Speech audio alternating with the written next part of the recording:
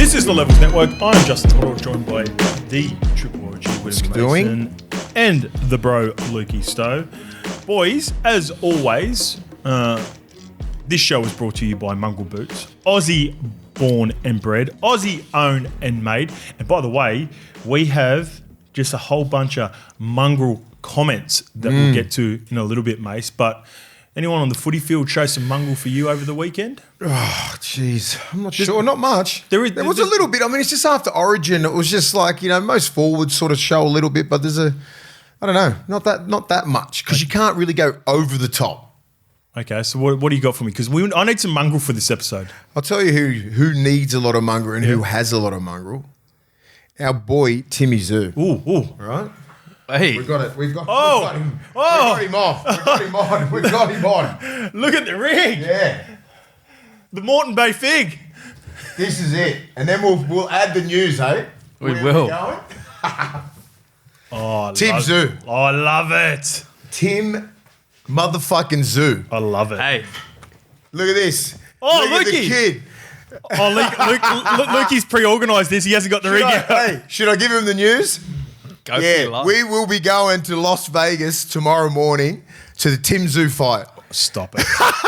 Stop it. Sorry, No leaving limits home, flying Skip. us over. KO. It's going to be awesome, mate. We get front row seats. Watch Tim Zoo. We'll be staying over there till Sunday, I guess. And so Lukey Stowe and Willie Mason will be over there representing Levels. We'll be doing some stuff with Kempy and some Beak. more stuff. Stuff with the beak, stuff with no limit. We're at Fremont Street for a big activation for Tim. There's so much planned for it. It's going to be so good. The reason I love starting with that, because Timmy has got some absolute he's a mongrel in him. dog. And you know what? The rematch that we all wanted to see, the mongrel. Yeah.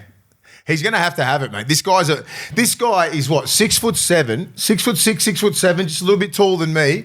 He's got 1 centimetre on you. And he's 70-something kilos? Yeah. And what, Timmy's probably, Timmy's 174 centimetres. what are you? 171. See, like that's just ridiculous. And It's like the same height difference and effectively. he's been split, and he got beat by Fondura last time. So to have and then to come back after the comeback, right? To fight that bloke that he did last time, to beat him. If he didn't beat the shit out of him, he would have been way down the ranks, right? It was the fashion in which he had to So win, we right? fucked him up, Yep. and then he gets a Joe crack Spencer. at, little Spence kid, comes over, fucks him up, and then he goes, right, give me a crack, Fondura. Gets him, and then he will go fucking skyrocket. What time exactly is the fight back here on Sunday? I think it's about midday on KO main event. So the link will be in the bio for everyone to get behind that. Yeah. But yeah, 100%. Should be about midday. I think it works out. You know to what be. I reckon? I reckon if you got your mongrel boots at home, you chuck them on in support of Timmy Zoo. You chuck them on Sunday morning. It's probably not a work day for most, but it is a work day for all the Aussies. Yeah. The Aussies that are born and bred, Aussie made here in Australia. I reckon we get the mongrel boots on and we support our man Timmy over there. mate. I'll be doing it. I've got my boots at home. What about front row? And they're nice and clean too, because I haven't been out on the work. Yeah, believe it or not. I haven't been out. But Mine are filthy. What about we get front row tickets to? And don't forget, Manny Pacquiao. Manny Pacquiao's Pacquiao. fighting Barrios Yeah. for the first. And I've never been to Vegas for a fight. Wow. I'm so fucking excited about Timmy, but then I've just been there at the MGM Grand, just watching the whole hype, and we get to go to all the weigh-ins, we get to go to everything, get access with no limit. Yeah. You'll see him on I'm Fox so League. pumped. It's going to be so good. Crossbacks to Fox League live from Vegas. Yeah, do some and cross back to Channel 7. me here on a Thursday. We are. Boys, don't forget about that. Do some Channel 7 Yeah. crossovers. We'll throw a bonus potty, maybe 2 in there as well with Oh, Kempy, nice, Georgie nice. Rose, and all those. And we get access to Timmy as well. We'll get a couple of words from him Yep. before. We'll get the psychopath. Hopefully, post when he wins, the after party will be fucking enormous. Have a yarn with the psychopath Nikita Zoo. Nikita Zoo, yeah, you we'll can have get a on. yarn Yeah, with so He's we're got gonna, some proper mongrel in him. yeah, that whole family, man. So if you want to get the boots and get ready to watch the boys over there, you might even see Mace in the you'll see crowd. me. Head You'll see to me. mongrelboots.com.au to find your favourite boot and local retailer. Aussie made, baby. Aussie He's made. Aussie Let's go, made. Tim Zoo. Come on, Timmy. All right. Welcome back to our segment with Athelite, and congratulations to the 3 winners of the Recovery and Performance Pack for last week. The winners are Tristan E., Lee W and Ricky P. As we mentioned a couple of weeks ago, Fozzie, we've got a bit of a new system. So Lukey will be sharing the link directly in the podcast and maybe getting it up on the screen for us. And what we want you to do is, rather than leaving a comment, even though we've got a really good one here about you and money again, Foz, let us know in 50 words or less your favourite performance by a player or team from the week. Now, we're going to be talking a lot about Origin in this with you, Fozzie. We're less than 24 hours removed from the decider, and I want to speak specifically about two playmakers. So I'd imagine that there are going to be at least a lot of submissions about the performances of a number of players over last night, mate. But let's start off with the comment from YouTube that I got from YouTube after our episode last time, Foz. Foz has to be one of the sharpest players in the league, and he makes his point so eloquently. Loving the athlete segment each week, and the contrast between Foz and Munn is golden, as they're both 10 out of 10 in their own way each week. Fozzie, the listeners, the people that watch our show just absolutely loving the segment, and I guess we really got to start with the relationship between myself and then what we do with money, every week, and I want to get your thoughts around just everything that he would have had to deal with going into a huge game like he did. But I also want to I've seen this today, so we already did our podcast this morning, for me and Mace doing the review of Origin. And I seen a post from Brian Toto, and he wrote on his hand on the strapping tape, Stephen, in memory of money.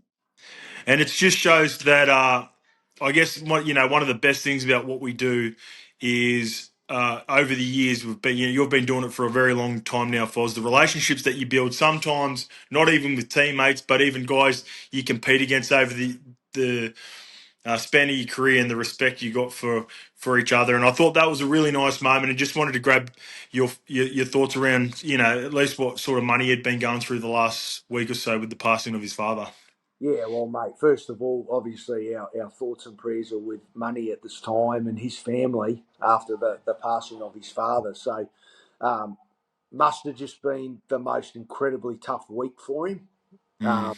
Those last 4 days heading into that game, I can't comprehend how he actually got himself up for a game of footy.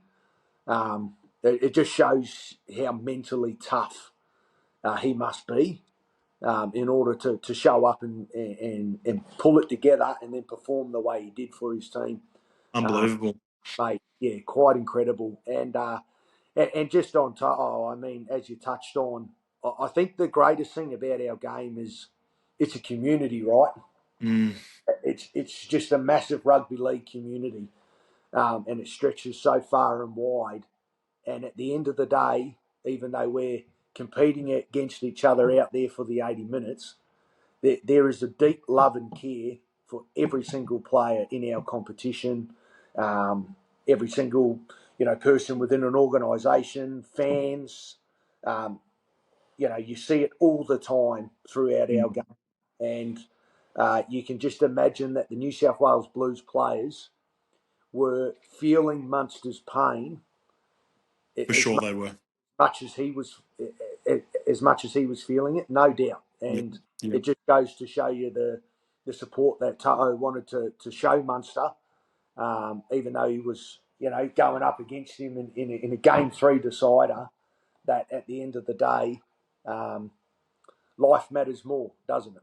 For sure it does. Have you had much to do with Bizzer over the years, Fozzie? I know you haven't played or just crossed paths with him. He just seems like the best human ever. I actually don't know him that well at all, other than sort of shaking hands with him after a match. But I tell you what, he always comes across like an incredibly respectful and caring guy. From what you see on social media, he seems like a lovely fella, mate, and someone that his teammates must absolutely love, and a great family guy, and just wonderful morals and values. So credit to him for doing that gesture on his wrist last night. I think that's a great act, and it's a wonderful example for young kids in our game to follow. I said this in the lead up in the last couple of days, just trying to be as respectful. And I only met Steve the once at Money's wedding, his old man. And I reckon the best way that New South Wales could respect Money and his situation was just make sure they went hard. And Bizza did that well and truly. Like I know the rest of the New South Wales team did, but you just go out there and you play as hard as you can, and then you leave it all out in the field. And you could tell we talked about it this morning, just how exhausted Money felt. And I don't think it was fatigue from footy. It was more exhaustion from the whole build-up and everything that went with it. Yep. So, let's get on to I want to speak specifically about the halves, mate. And we'll start off with the player of the match, the Wally Lewis medal. And I've got some stats here for you, Foz. And I reckon this sums him up, Tommy Dearden. So I got this. This is on Instagram, and I don't know if this was maybe a thread, but my man Joel Sugar Kane, who I do the run home with every Friday. So someone had shared some stats around Tommy Dearden, and I think this is epitomises who he is as a human and how he's performed over the last couple of years. Just want to share a little note for our boys. Tommy Dearden between 2019 and 2021 went 25 games straight as a starting NRL halfback and didn't win a game.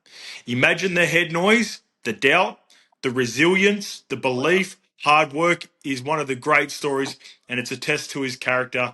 And it just talks about the journey, and it talks about there were so many good storylines in this Foz with Gemat Shibasaki and Robert Toya being For sure. especially for Queensland. But what Yeah. about that, mate? What about what Tommy did and went through in those early years of Broncos? Yeah. And now where he is, he's in Origin folklore, and he'll be remembered by Queenslanders forever. Yeah, that's right. It's a testament to his character and the sort of person that he is. And it's easy to forget, isn't it, that's where he was a few years back. You know, not many people probably would remember that Nah. and how his career went through that transition as, losing that amount of games as a starting halfback and the internal pressure and heartache he would have felt through that time and the doubt that would have lingered in his mind. I tell you, I've said it before, mate. I love watching this guy play, and I love coming up against him. He epitomises everything to do with competing. Mate, he had the game of his life last night, didn't he? Like 2 tries, one off You know, support, one off you know the what's his shove. bread and butter? Sorry to cut you off, Fozzo. Quick. You know You're what's right. the try saver on Brian Toto, mate? That's I was just about to touch on it. It's funny, I was sitting there watching the game actually with family, and my stepson goes to me, "Geez, Tommy Dearden, he'd have to have the most try saves of any halfback at the moment." And in I the reckon last 3 he's right. years, easy. I reckon he's right. Yeah, We used to talk about the way Thurston was always in cover tackles, yeah. and he was just scrambling and competing like all heck to save tries. Isn't it ironic? We got this young Cowboys halfback coming through not long after Thurston retires, and he's possessing exactly the same traits. There's so many similarities, and I mentioned it as well, mate. He reminds me so much of you, Tommy Dearden. Like, and we talked about this about 3 or 4 weeks ago, and Yeah, I know that's hard. You're a really humble guy, but like yeah, just the tenacity, mate. Like I remember you just turning up for your teammates yeah. and making try saving tackles, and you're always going to give credit and understandably so to someone great like JT. But I think he's just got a nice little combination of both you, JT, and some of the other greats, and we're probably forgetting a few. But For sure. he's Yeah, taking his game to a whole new level. he has, mate. He has, and it is a credit to him. To think he's 24 and he's achieved what he's achieved so far. To win the Wally Lewis medal and player of the match, last night. Quite incredible, really. I just gotta commend him and tip the hat to him because the ceiling for this guy is huge. Yeah, Huge to think he's 24 and the way his game's evolved in such a short period, going from that running 5'8" down that left hand side with sort of 1 or 2 strings to his bow in terms of his show and go and his tenacity and his courage and his bravery. But to watch the way he kicked the ball last night, and then his organisation and his passing game. And Mate, as that's I such a good point you brought up there, Foz. I haven't even thought about it. Like, he had to change sides as well to account for for money. sure, yeah. Like, I he mean, plays on the left for the Cowboys, doesn't he? there's players that have played our game for 10, 15 years that don't want to change sides of the field. You know, they're not Yeah. as comfortable on one side than the other. And you're talking about going across in a game 3 decider, or even Origin 2, and playing on a right hand side of the field where he's predominantly played on the left his whole career. Yeah.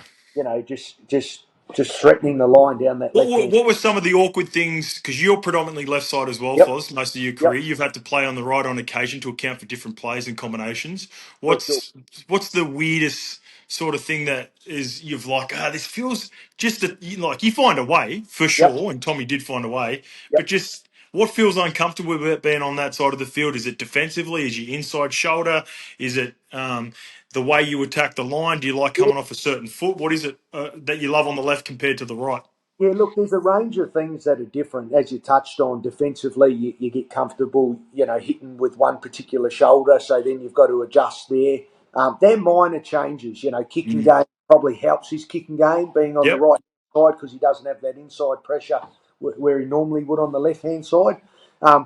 But that last point you raised, where you spoke about coming off one particular foot or not, generally when you get used to, and a running player like Tommy did, and where he's digging deep into the line, he's showing going, he would be very comfortable at coming off that left foot or powering off a right into the overs gap. Yep. But to watch him last night down the right hand side, show and go just as well, Mm. that was really cool. Yeah. Because you might have thought, geez, he might be a little bit more hesitant then when he digs into the line on the right hand side to which foot he might come off there. But Yep. like I said, mate, it just goes to show you he's unfazed by it. He backs himself on either side of the field and he can adjust. And I think it's a great example to all young players. You shouldn't pigeonhole yourself. You shouldn't Yeah. say, I'm only strong on one particular side of the field. I think all young guys coming through should learn to play both sides of the field. I obviously throughout my career spent, you would say, the bulk of it on the left-hand side, but there were periods throughout my career where I actually played on the right-hand side. People probably Mm. forget, I played on the right-hand side at Parramatta. I played on Yep. the right. For Normie. Yeah, to Yep. account for Normie. I Yep. played on the right-hand side at Canterbury Bulldogs for 3 years. Yeah, okay. So I actually learnt to play both sides of the field throughout that period of my career. And then, at the Titans, I've spent sort of, the bulk of the time playing both sides of the field. So, yeah, I think it's a wonderful trait to have, and I think it allows you to have more flexibility in your game, especially when it comes to rep arena. Yes. Okay. Perfect. Yeah, Because I was going to ask you that was going to segue me nicely. What is if there's one thing that you can point out in his game that translates because he's a half dozen games in for us. Like he debuted in the decider in 2023 for Money when he had COVID. Then he yep, played all 3 games while Money was out last year and excelled. Off the bench in game 1, so that's 7 games total. yep. You can see he's an Origin player. What's the one thing that you look at that the difference between going from an NRL player to a rep player and what he does well which serves him well in the big games? Geez, that's a good question. I tell you, his competitiveness and tenacity plays such a big part in that because I guess when you go into club games, you've got your usual structures and your usual patterns and your plans with the guys that you're familiar with, and you can sort of adjust on the run, and everyone's on the same page. When you go into rep teams, you're playing with guys that come from different systems, different Mm. patterns, different attacking mindsets or defensive mindsets. So Different egos? yeah, there's lots to account for there. So it can be really difficult if things aren't going right Mm. to adjust on the run, and we saw that with New South Wales last night. Mm. Um, but I would say with Tommy, um, the fact that his game style is not it's not all down to structures and flow with his attack. Like Yep. if it's not working for him with a particular play, he'll constantly be in the game because he's just at you with his running game or He's getting himself into the game defensively. So I feel like there's traits in his game that it wouldn't matter how the contest is going, even at in that rep arena, he can still find a way to probably bring out his best footy. Can I add something just quickly? Yep. I seen you the podcast you did with Juzel and Toddy. It was Yep. unreal. Yep. You brought up a point about you no longer the game manager's gone. It's been Yep. able to have shot for shot. I feel like Tommy Dearden is one of the prime examples of that. It's where it's like, yeah, there's structure still within the game, Yep. but Tommy is willing to play on tackle one. If you're not set, like they're going to have a shot, yeah, he could have a shift. He can run, even though it looks like a settler, and he's Yeah. happy to chance his arm on the fourth tackle. Yep. Is he the sort of player you're alluding to when you had that conversation with Piercy about how the game manager's probably not as important as it has been in years past? Yeah, for sure. Yeah, the point I was touching on there, Hoz, and you pretty much nailed it, was that I think gone are the days where you want to teach halfbacks to sort of stand behind the ruck and lay settlers and talk about which points on the field we need to get to by play of 3 or 4 and then have a shot. I feel like the way the game's going, you've got to be prepared to have a shot, as you touched on play 1, play 2, react on play 3, play 4, play 5. So, yeah, Tommy is a classic example of that, mate, because he reacts so well. He reacts to what's going on in front of him. He reacts to the play the ball speed, and he reacts to tired defenders that are in front of him.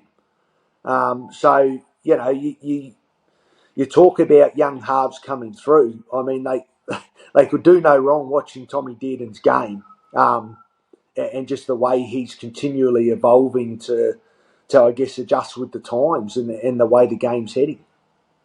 All right. On the flip side, Nathan Cleary would be obviously super disappointed. Everyone in New South Wales, but there has been this building pressure for Nath at this level.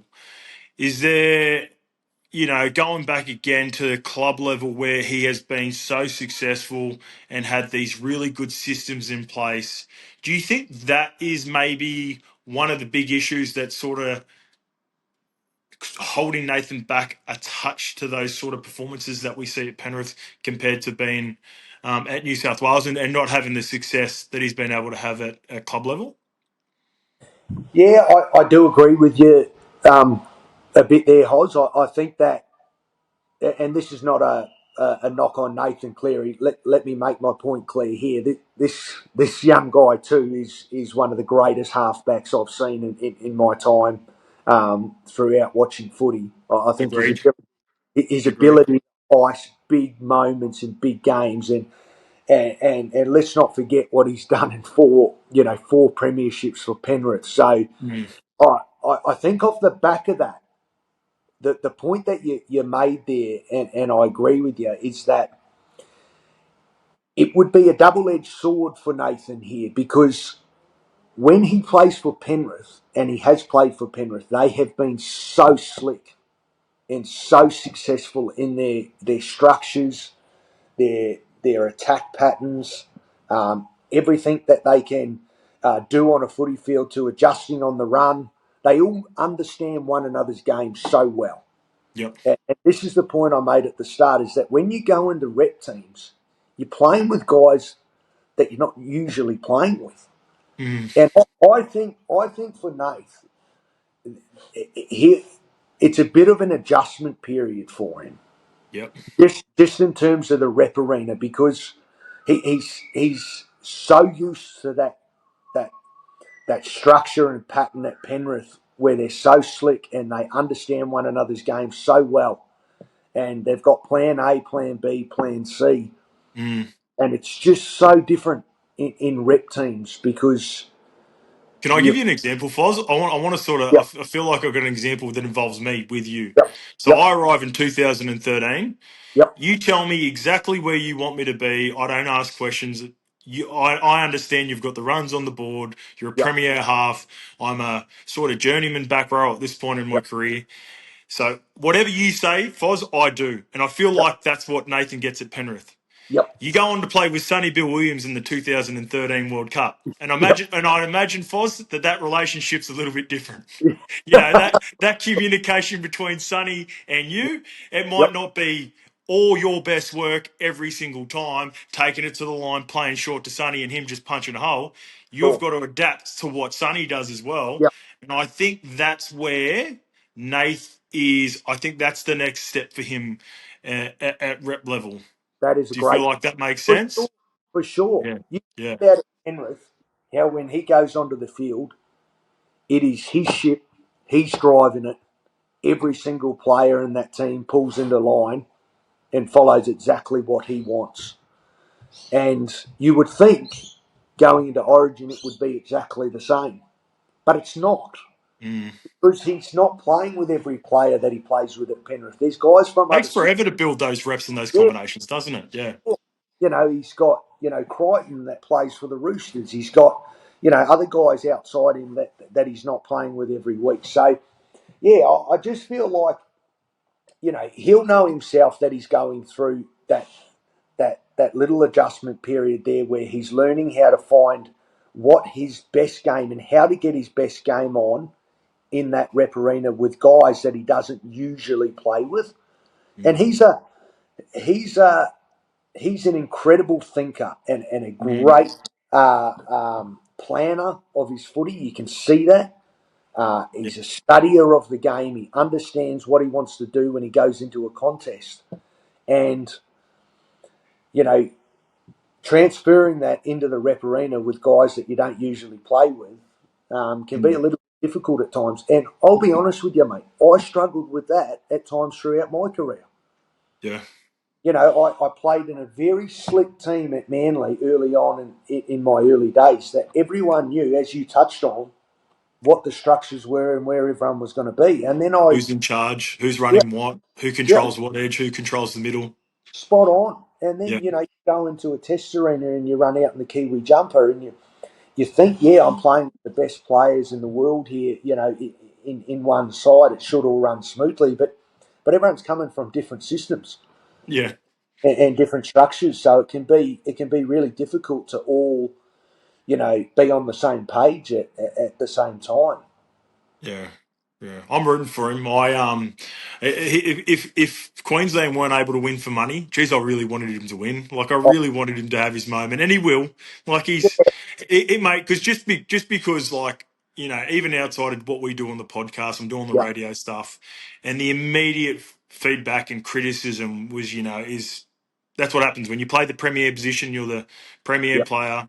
Yeah, it comes with it. You know that, and he knows that. But Well, I just wanted. Pardon? he's a champion, and Yeah. you'd be dumb to say that he won't get it right. Mm. Yeah. We all know this guy's mindset and the sort of player he's been over the last 7 or 8 years and what he's achieved.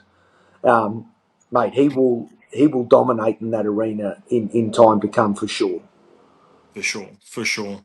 You've dominated on this podcast all year, Fozzie. Um, Don't good know luck about on the good luck on the weekend, brother. Big game against the Broncos. yeah, Bit of huge. a derby there. Is it at home too, or It is is it at Suncorp? home Yeah, game nice. game. Got to turn They're, our season around. yep, they're firing at the moment, aren't they? They're playing some really good footy. They are, mate. Going to be tough, but I'm backing us to get it done.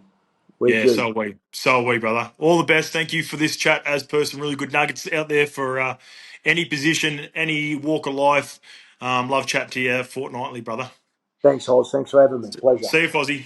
I did say there were going to be some mongrel comments to kick off this episode, boys, and we will continue the Origin Decider review. You've had a chance to rewatch it, Mace. I watched little bits back of it, like with so much of the content I did with the radio over the weekend. But I want to give you a bit of a shout out, and I think for the most part, people will feel this way about you when it comes to your passion for the state, but also being able to give it to us, diplomatically as well. Yeah, look at a game and give it the Queensland players their flowers. And this one comes from, I thought it was going to be Floyd Mayweather, Floyd Robinson.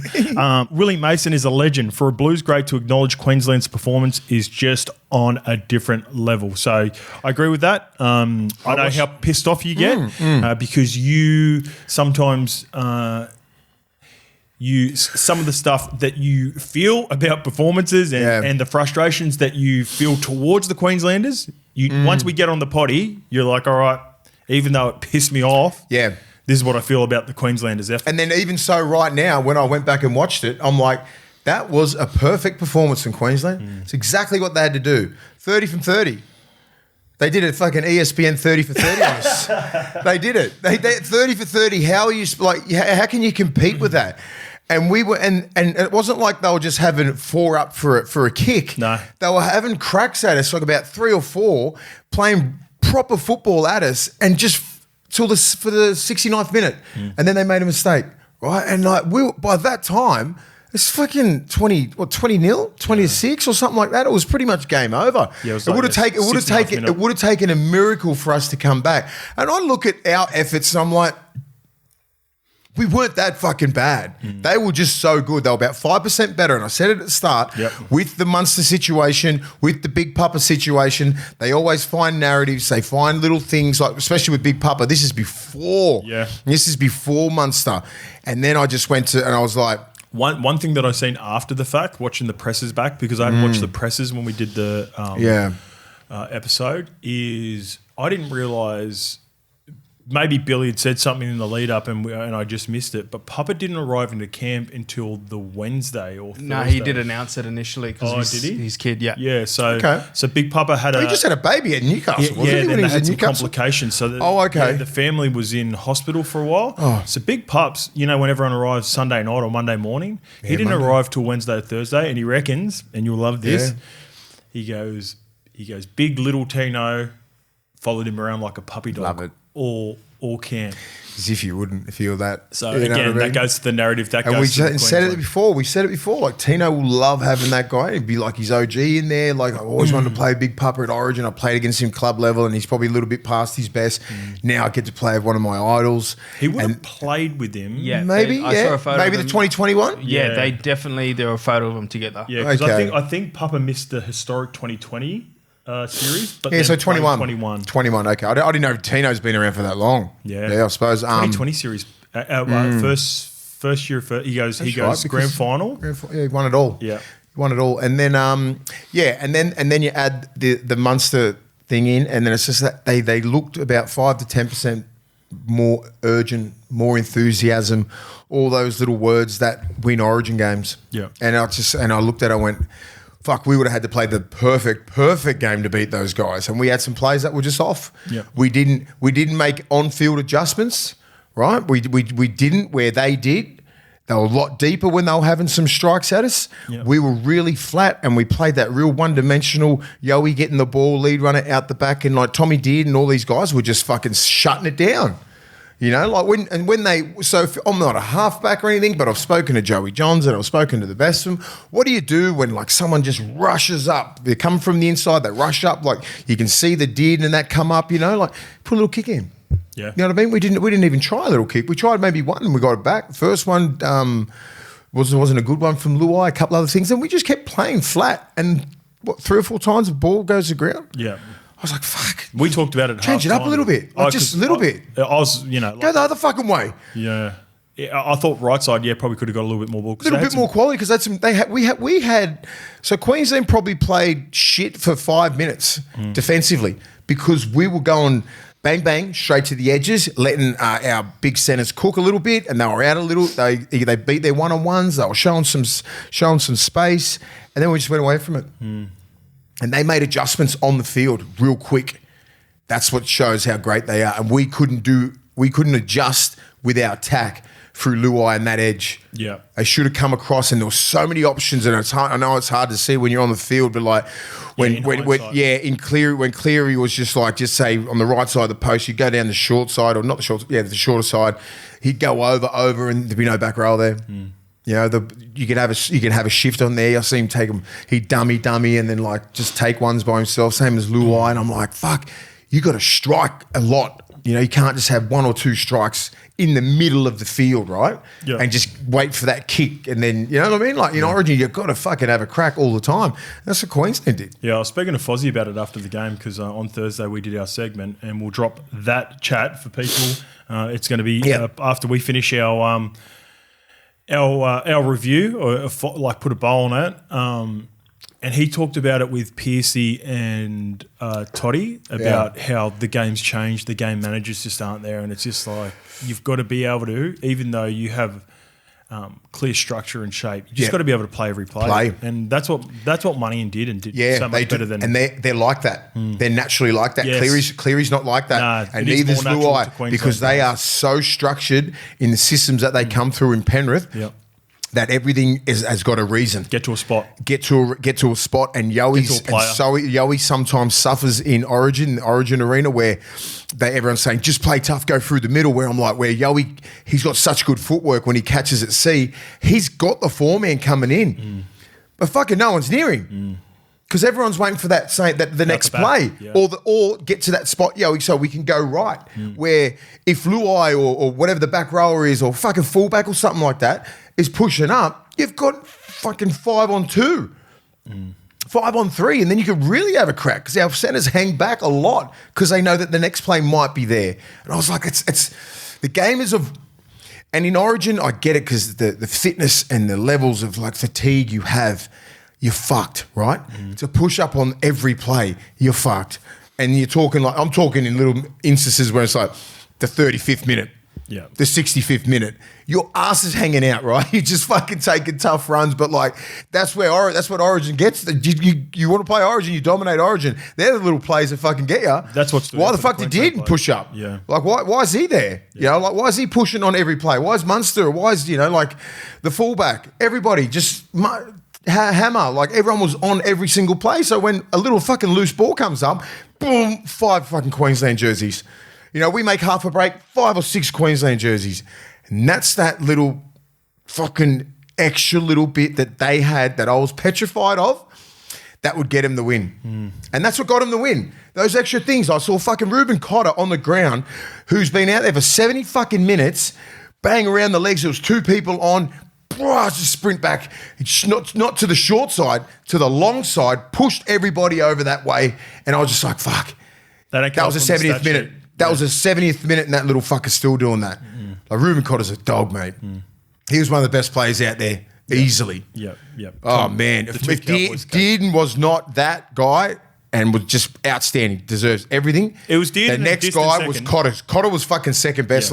He was just as good in the second game. The first game, they got dominated a little bit, so you don't really care about that. But he's 2-on-3 game. You fucking got to recognise that, human. As one of the best back rows in the game. Even you're looking at Crichton, you're looking at all these fancy fucking numbers and all that shit. I'm fucking having Cotter. He's in my 17 of any team I pick. Yeah, I like it. We'll get to that. We'll get to the Australian team a little bit later on because we've got a message. This is from John Hicks. I want you boys to speak on my behalf on this one. Great inside, lads. Scope needs to stop calling himself a neutral, though. He's about as neutral as Mace is a neutral para hater. Not quite 2 heads, but almost. Love your Scope. No. Can you on my behalf say for sure I root for Money and Ches and a couple of players that we get along with? I'll speak. Scope goes for his mates, right? And close friends. Like he loves Manly, right? But so his Manly boys play for who? Queensland. If they play for New South Wales, I'm pretty sure he'd be going for New South Wales because he loves those blokes. You know what I mean? But he's such a neutral. He doesn't even because he's a Kiwi. Understand that, people. He's not an Aussie. His old man was one of the hardest fucking Kiwis of all time. He ain't going for fucking anyone. He has every right to be neutral. He goes for his mates. So I don't know who he's going to go for when DCE's out of here and Munster's gone. Then he'll probably maybe come back to some of his players who play for, I don't know, he might come back to New South Wales. Who fucking knows? And he has every right to go for who he fucking wants because he is a Kiwi. If he was fucking born here, I'd ride him a little bit more. But I don't give a fuck because I'm like, I get it. Like most Kiwis that I know, I give him a pass. Who are you going for? Most guys like Monty Beetham and fucking all these Kiwis that I played against, like hard dudes, Ruben Wiki and Nigel Vungana, they all love Queensland. Yeah. I think because they hate me. You know what I mean?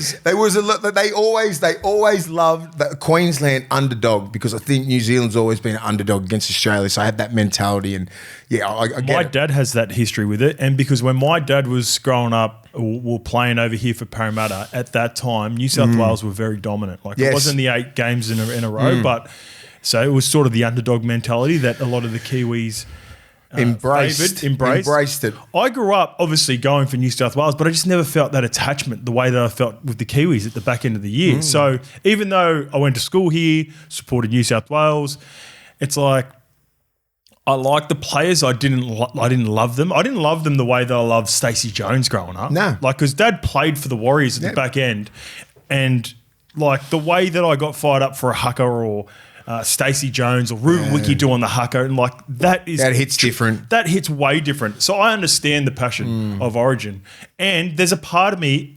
My number one storyline for this Origin, I wanted Cam Munster because of our relationship, but also the situation that he went through, to get Player of the Match, Wally Lewis medal, and just dominate the game and everything that you want to happen for someone like that in that situation. My number two storyline, I wanted Nath to have his moment.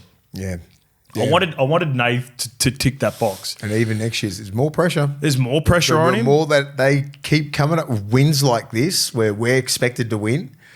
They won 3 from 4. 3 from 4 with Billy. With Billy, and if you go back, just say we talk about this in 10 years, you're like, you go through the teams and like, fuck, did they win 3 from 4? And Billy might ride into the sunset and go, bye. We'll see. There's been a lot of chat about that now. Yeah, Benny Ikens, he might be over it as well, because Billy, like, just say there's moments where Billy looked like he was losing his composure because he's always stressed. Cool. Yeah. He's like, do I fucking need this?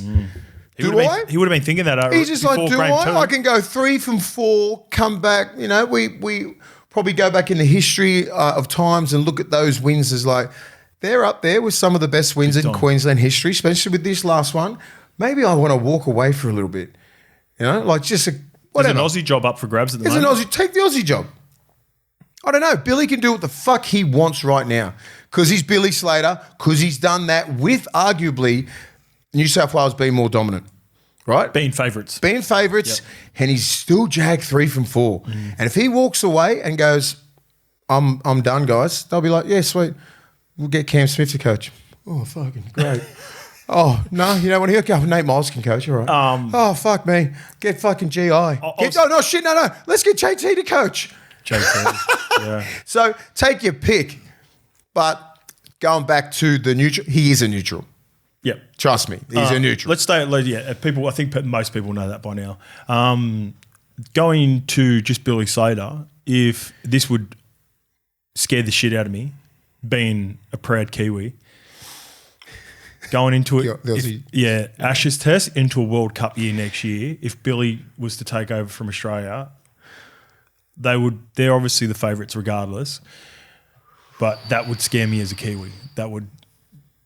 I think he loves Queensland so much, and I've said this before, and people hate hearing this. I feel like Queensland love that jersey, and they'll never come out and say it because you can't say it because it's supposed to be the Australian jersey. But I feel like Queenslanders love that jersey more than they love the Aussie jersey. No, there's a lot of Queensland who grow up going, I want to play for Queensland more than Australia. Yeah. Well, we're totally opposite. We want to play for Australia and then New South Wales. You want to play for New South Wales because it's the toughest arena. Yeah. It's different there. Guys, ask Dallas Johnson who he wanted to play for. You know, Nate Miles. Yeah. Queensland. They'll never say it out loud, will they? Carl Webb, God rest his soul. I know exactly what they're like. Yeah. I'm fucking friends with them. Ask them. They're like, I never wanted to like, the epitome of the game was Queensland. Especially if you're fucking further up north where nothing happens but footy. I've said this before, and I say this. Cairns boy, Rockhampton boy, Bundy, like central Queensland where Shane Webke's from, Darren Lockyer is from Roma. You're like, fucking, you do not want to, it's Queensland or fucking, and then if you play for Australia, you play for Australia. But it is mainly Queensland. Bred different. They are bred. When you are, for whatever reason, different. If you're born in Queensland, born and bred in Queensland, you love Queensland, and you're not afraid to tell people. It's embedded in your whole fucking life. You don't get that down here in New South Wales. People, too much shit to do. There are people that are, obviously nowhere near the level of Queensland, and you know what? People in New South Wales, and I've said this 1,000 times, people in the city don't like the people out west. People out west don't like people in the city. It's just different down here. People in the country don't like the city slickers. City slickers look over the country folk. Yeah. You never hear that in Queensland. No, they're one state and they all get behind this one little not one little, their whole state, right? And they love one little state. It's huge. And simple things is when I played for the Cowboys that 1 year, right? People would, and I didn't understand this, so I'm just thinking because I've been playing in Sydney the whole time. They're fucking coming in here. They're driving from Mount Isa. They're coming from Cairns, Mackay. You're talking 4 or 5 hours, 6-hour drives every week, every weekend, every home game to watch the North Queensland Cowboys play, right? And you're like, you just don't understand that. And us here in Sydney whinge about getting We whinge about getting a home bush. And we're like, oh my God, I might get stuck in peak hour traffic, could take me an hour in a fucking nice, comfy car or in an Uber or something like, I have to catch a train. They're going, you know what I mean? It's just a different. Someone messaged me the term that I was looking for in the last potty, and he said, we've got a paradox of choice. Yeah. And we've got that with the selection. We do. New South Wales have got that with the selection of players. So even though you make a decision, and it could be the right decision, it is now deemed as the wrong decision because they lost. And there are so many good replacements. E.g. Max King, Stefano Utoikamanu, with Terrell May, Keon Kolomatangi. There are so many good players that could have played as a part of that 17 that we don't know whether the result would have been any different, but all that stress. And then, like we said, the paradox of choice also with where we live and the options that we got and all the different sports and all the different things that we got going on here in Sydney. It does play its part. When we're in John Hicks is probably looking at me saying, see, Scope, you're not. No, neutral." but you got to understand all these little things that you just spoke about.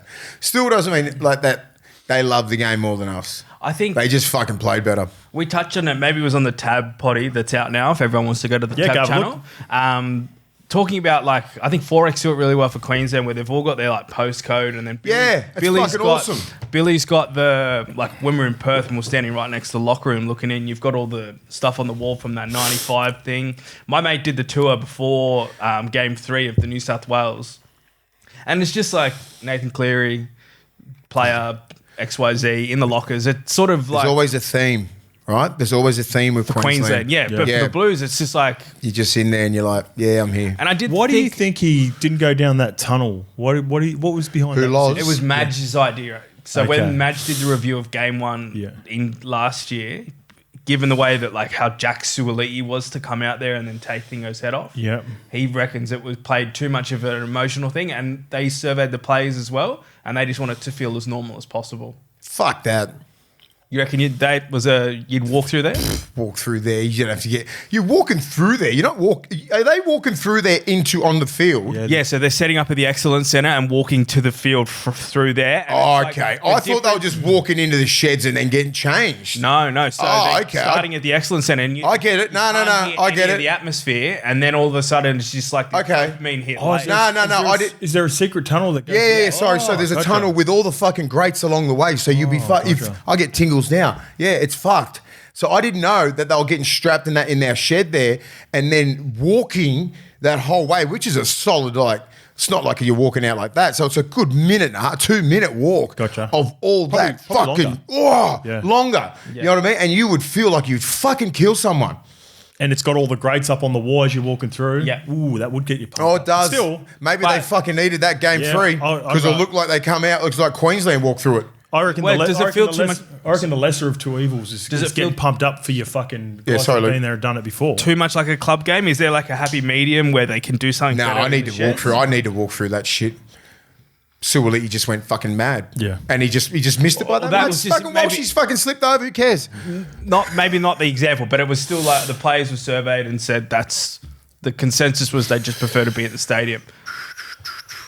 Yeah, fair enough. Yeah. If it's majority, like they must I don't know. That's part of coaching though. Like you get the understand. recommendation, but you still got to be strong on what you believe. And if that's what Laurie believed, then that's it. You leave it at that. But it's about explaining the why behind it. Yeah, though. but this isn't supposed to be normal. When you get to that level, it's not supposed to feel like a normal game. Yeah, I agree with you. Nah, you should be coming out ready to kill someone. Yeah, you're like there should be a privilege to get to walk through that tunnel. Yeah, I agree. If I was a player, I'd be like, I'm walking through that. Yeah, and I think they need to like the fact that that's our stadium, it's the Olympic stadium, the history that was at that Olympic Games, like channeling into everything. Kathy Freeman, everybody. 100%. Look outside, you got the Olympic torch out there. Look what she represents for us. No, you're right. You get the privilege of playing in that stadium. We always bag Accor Stadium, but we should be more passionate about it and build it. That should be an extra motivation and that thing that gets us to that next level where when it's a big game, you walk through that, and you should be walking through that all the time with so much pride, and all the people and all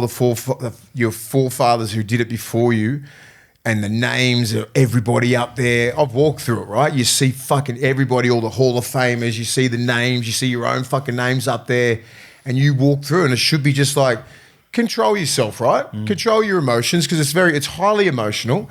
And then you get through there, and then you walk out, and it should be like, and then it's another fucking like 6-7 minutes before you even kick off. So if you can't calm yourself down and then get into the atmosphere, fuck it. Get over yourself. You know what I mean? Like, it's not that, it wouldn't be that hard. But walking through that tunnel should be a privilege. Not many people get to do that. And you should never take that out, ever. I thought, just staying on the coaches, we'll talk a little bit of the coaches now. The one thing I got from you could tell Laurie was rusty with regards to just the whole preparation and the media, especially, I always talk about how coaches handle presses when they lose, because everyone handles them well when they win. You could tell he just hadn't done a whole heap of stuff at NRL level, and the preparation that I've been critical on with, and we love Laurie, and I keep saying this all the time, we've done stuff with Laurie before, understanding what was going to come his way. Like the criticism. Oh, with the criticism? The preparation going into it. And it's hard to, I'd imagine it's really hard to gather yourself after an Origin decider at home that you've lost one of your favourites. But you got to be ready for the questions better. I thought the person who handled it the best was Isaiah Yeo. I was watching Yoey going, fuck man, Yoey's going to be. He's polished, 4 or 5 years, and he's done it with the best. He's done it with Ivan. He's sat next to Ivan for the last 4 or 5 years. But Yoey will be. You can tell. I've watched him now on the documentaries. He's a leader of men. Yeah. He will be a great coach, I reckon, if he decides to, if that's the path he wants to take after footy, because every question he answered it, like, I think so much better than what Laurie did. With Laurie, and he needs to expect what's happening now. He probably doesn't like it, right? Because you expected to win. And now, like, I don't read comments. I don't really give a shit. And I hope Loz has that same mentality, because he's copping it more from dickheads on forums. Do you know what I mean? Like, people are having their say, I'd say, on like Channel 9, 100% footy, and all these other like 360, whatever. Like, that comes with it. It comes with it. Yeah. I'm not blaming Laurie Daly for us losing at all. No, he's a factor. Yeah, he's a little bit of a factor, but there's 95% I'm blaming the players. That's it. 95%, and then the rest, he can cop a little bit. But you need to go out there in a decider and put all your fucking cards in and go as hard as you can. And it's just like they just got outplayed and out-enthused. Then I go back to Queensland. They just fucking looked like they wanted it more. They just put more numbers in tackles. They hit harder. They were doing everything right for 80 minutes. And we didn't. Do you know what I mean? Like, we just got out enthused and everything like that. What could Laurie have done to change it? Like, but you talked about it. You said it, and this is why I think the percentage has to be higher. We feel like Billy had a really good plan. Yeah. And planning is coaching and preparation. On-field adjustments. And on-field adjustments and in-series adjustments. Like Latrell cooked them in game 2. Yeah. And they figured out a way, and they knew what was coming, and they played a different style of defence in game 3, and that's coaching, mates. And the thing is, we didn't make any changes for game 3 and we got beat. Yeah. And that's what I was very stunned at. And I was just like, we should have... Oh, I thought Jack Williams would have been a show. You like Jack Williams, eh? I love that. I know what a fucking Origin player looks like. Yeah. And I know what doesn't. Okay, tell me what do you love about Jack Williams? He's fucking strong. I reckon he could play off the bench. He could play massive minutes. He can play with the ball. He hits holes. He's strong enough. Hits like a truck. Good with the ball. Always finds his front. He's just got that motor, and he could play like 80 minutes in the middle. Easily. That's what I'm saying. That's an Origin play. You don't have to have this high skill set. Like, just say Stefano. Stefano's a bigger body. He's got probably higher skill. Jack Williams in Origin level would run rings around him. He's got that Ruben Cotter shape that you like. He's got that shape from Origin. He doesn't. Yeah, exactly, right? And that's what first year at Parra into the leadership group straight away. So he's got all those little skills, but because Parra was so shitty at the start of the year and he wasn't really showing. He copped a knock too, I think. And he had a few little ups, like wasn't playing his best, but he still could play Origin. And I look at guys like that and go, yeah, Queensland would pick him. Yeah, Queensland would pick Queensland would pick him on the bench. And I'm just like, we picked Max King, we got Stefano, we've got, Spencer. Like, I get Spencer. Spencer's played outstanding last year, but they handled him this year. You know, they fucking went at him. Lindsay went at him. He didn't make one line break this whole series. He made fucking 4 line breaks in one game against Melbourne. And so Queenslanders remember that shit and they added into the next year. So they made sure who played shit, Lenu, not shit. Spencer didn't have his best series. Yep. Crichton didn't have his best series. They were very loud last year. Very, very loud, right? Payne Haas didn't have his best series. What do you mean loud? Well, they were fucking beating the chest and pretty much humiliating fucking DCE. You know, they remember that. They remember that shit, right? Stephen Crichton. Angus Crichton. Angus, DCE holding him down and fucking belittling him. And, I'd fucking do it too. I get it, right? Yeah. But they get you back the next year when they're full strength. Yeah. I know what they're like, right? They don't really it's just straight in the memory bank, and that's all the shit they would have been brought up. Don't let that fucking cunt make... Don't let that dude make a line break, right? Don't let him humiliate anybody. Work hard from the middle. Then you see Tino and all that working their asses off. Big Papa coming in, Carrigan, Lindsay Collins. All these blokes were like, all right, they're not the team that they were last year, and they took advantage of it. I love this because we'll keep going with this, but I want to get this in quickly while we're on this topic. Yeah. And this comes from love always. Love. It's double love. Buddy love.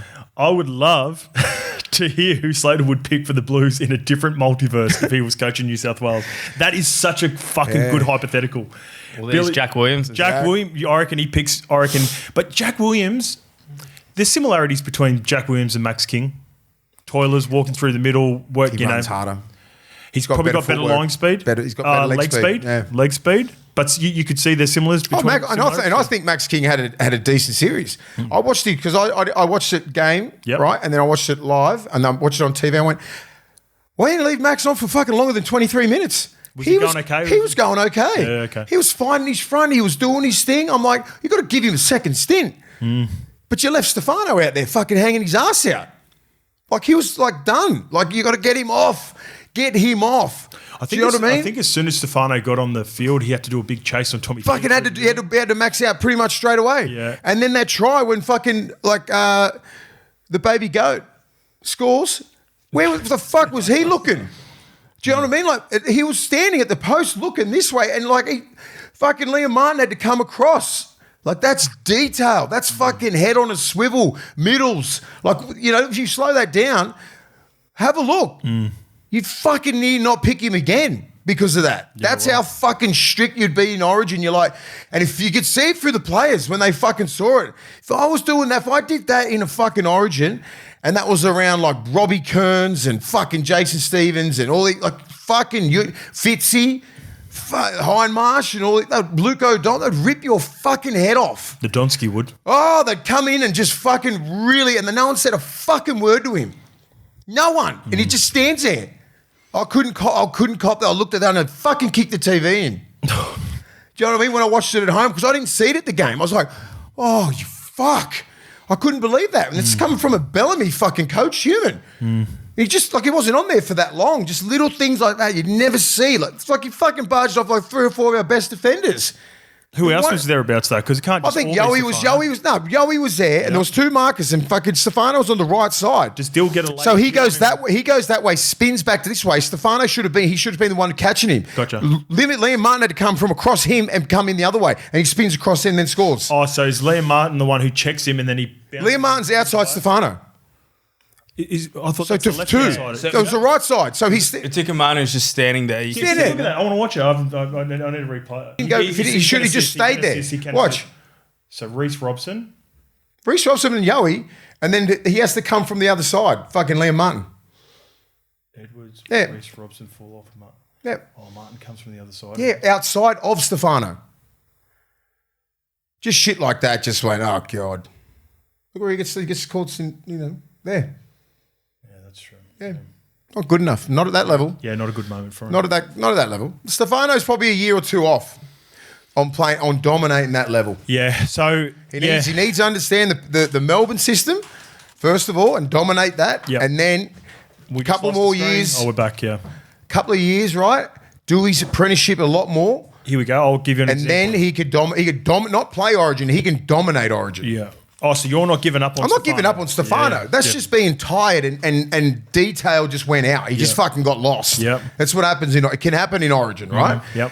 But I said I wouldn't give up on him. Like I wouldn't be scared to pick him next year if he works on little things. Because I saw him go back on the weekend. He fucking played really good. That's what I need. That's what he needs to get to the level of Origin. Yep. And fucking go, okay, I can dominate this. A different example, because we don't get to see it because he hasn't played Origin, is Ali Katoa's first year at the Melbourne Storm was like there was signs and he had moments and you're like that. Second year was trending. Best back row in the world.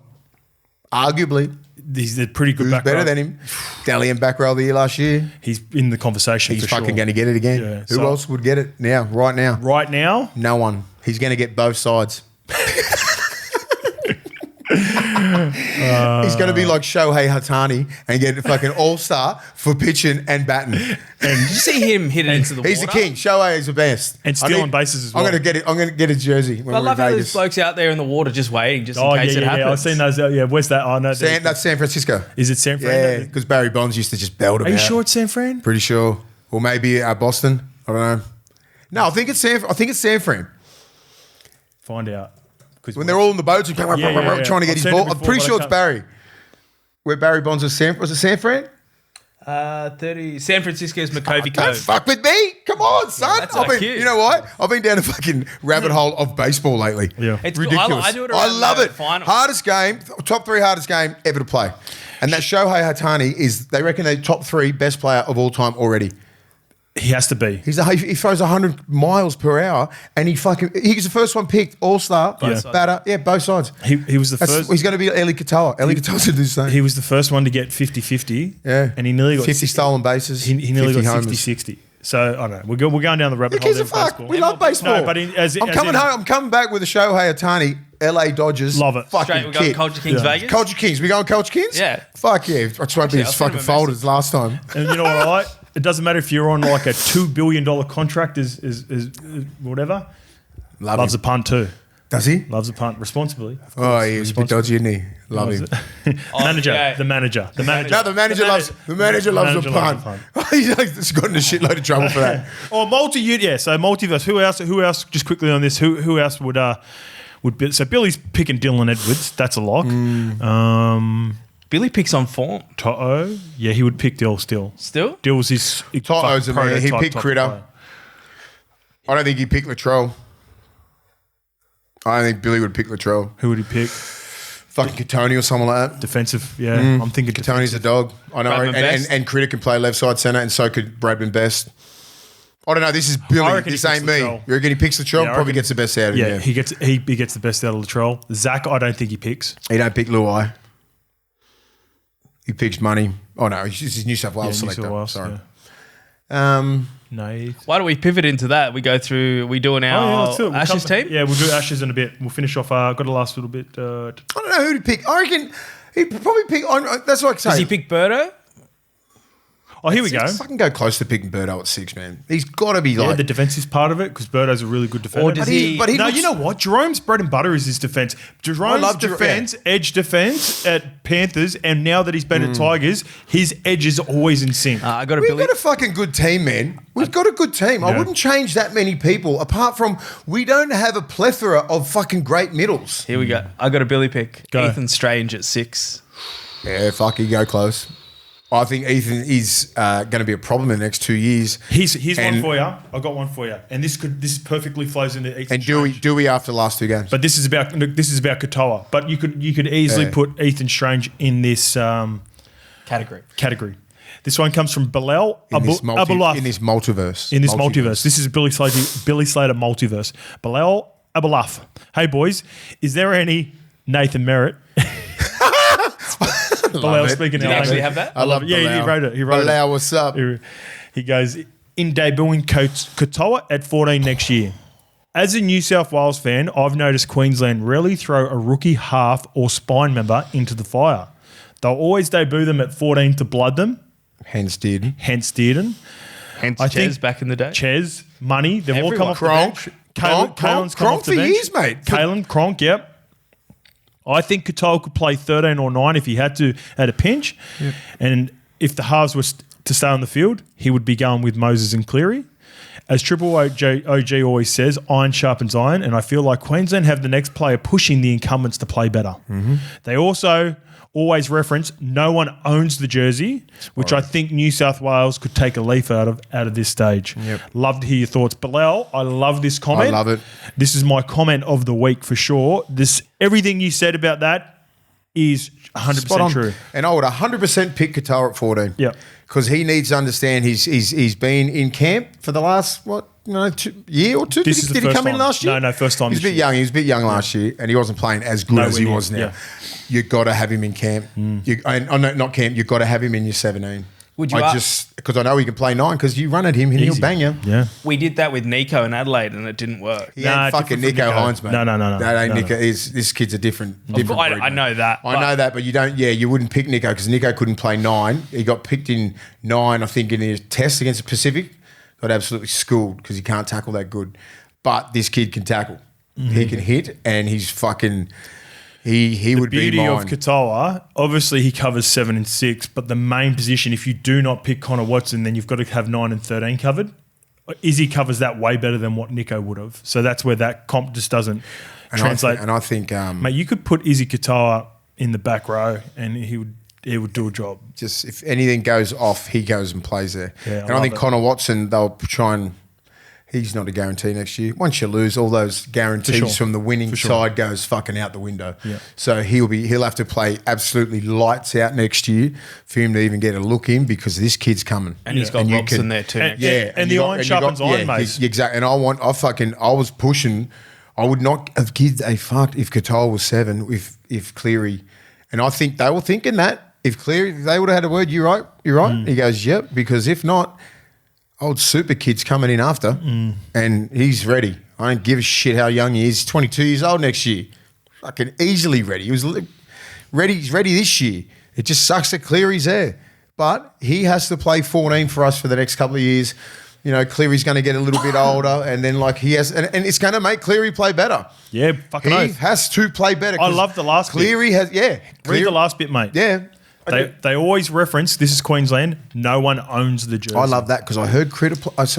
Bring that up and too. I fucking messaged Critter straight after. I said, I love your tape, kid. I love it. I missed it. Yeah, he goes, we're borrowing the jersey. You know?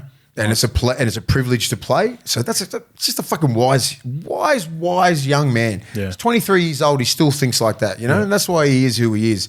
And I saw that and I said, well said. Because that's what we are doing. When we do have that jersey on, you're just borrowing it. That's it. You got to give it back. You don't have it forever. Well, you got to earn it the next week. You earn it, and you got to do everything. Yeah. So you don't know when your last one is. Yeah, good shout, Bilal. Yeah, but pressure. You've got to pick him. Yeah. He's part of the 17 next year. Unless he completely falls off the cliff. Then you can't see that happening, right? Well, if you give the Dolphins a full deck of cards next year. I can't wait. And you give him something. Right? I can't wait to see, and we'll get to my notes in a bit, I can't wait to see Izzy Katoa this week, and I don't even know who they're playing. I think they're playing the Cowboys. I'll look it up for you. They are. I think they're playing Cowboys on Thursday night because Sharks did a fucking awesome job on him. I want to see what his adjustment is. Yeah, they Thursday did. night. Yeah, they did. Because they handled him. He'll have an adjustment. And I'll get to that in a little bit. Because we thought, remember a couple of years, 6 weeks ago, they got him, and I was just like, oh, what are they going to do? So Penrith and the Dogs went at him from inside pressure. Now they're like, it's not even really inside; it's opposite. I gotcha. Yeah, we'll get to that in a bit. Fucking Teague Wilton just went gone. Yep.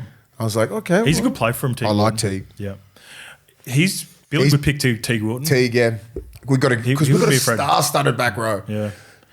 This one comes from Cameron Scott, and this is around the Ashley Klein tackle that we're talking about. There's so much chat around Ashley Klein and the decisions. I still think he was very favourable. Yeah, shit, awful, as per.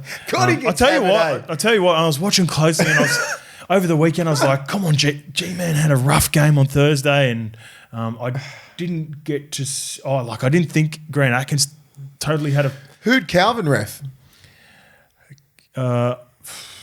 Did he have a ref? Did he have a game? Yeah. He would have done did he get a Sunday one. Or did he get the Sunday game? Did the NRL rest him? Who had the early game? Did you get rested if you're a ref? Who refed in New Zealand? Did he get rested? No, he ref someone. I seen his name. He would have had a late Saturday. He got I don't rested. think he would have gone to New Nah, Zealand. because he was video ref for 2 games on Friday and Did he come Saturday. off the bench? Maybe they bunkered him. No, he did. His legs were just fatigued. He was just on the Normatex the whole time. Tell me. Who's in the ice bath doing the fucking bunker? Oh, I got to rest up, boys. Fucking Normatex, hot and colds. Actually, only hit try. Fuck. Oh, shit. My bad. Fingers a bit frosty. Yeah. Did you do the Panthers game? I don't know.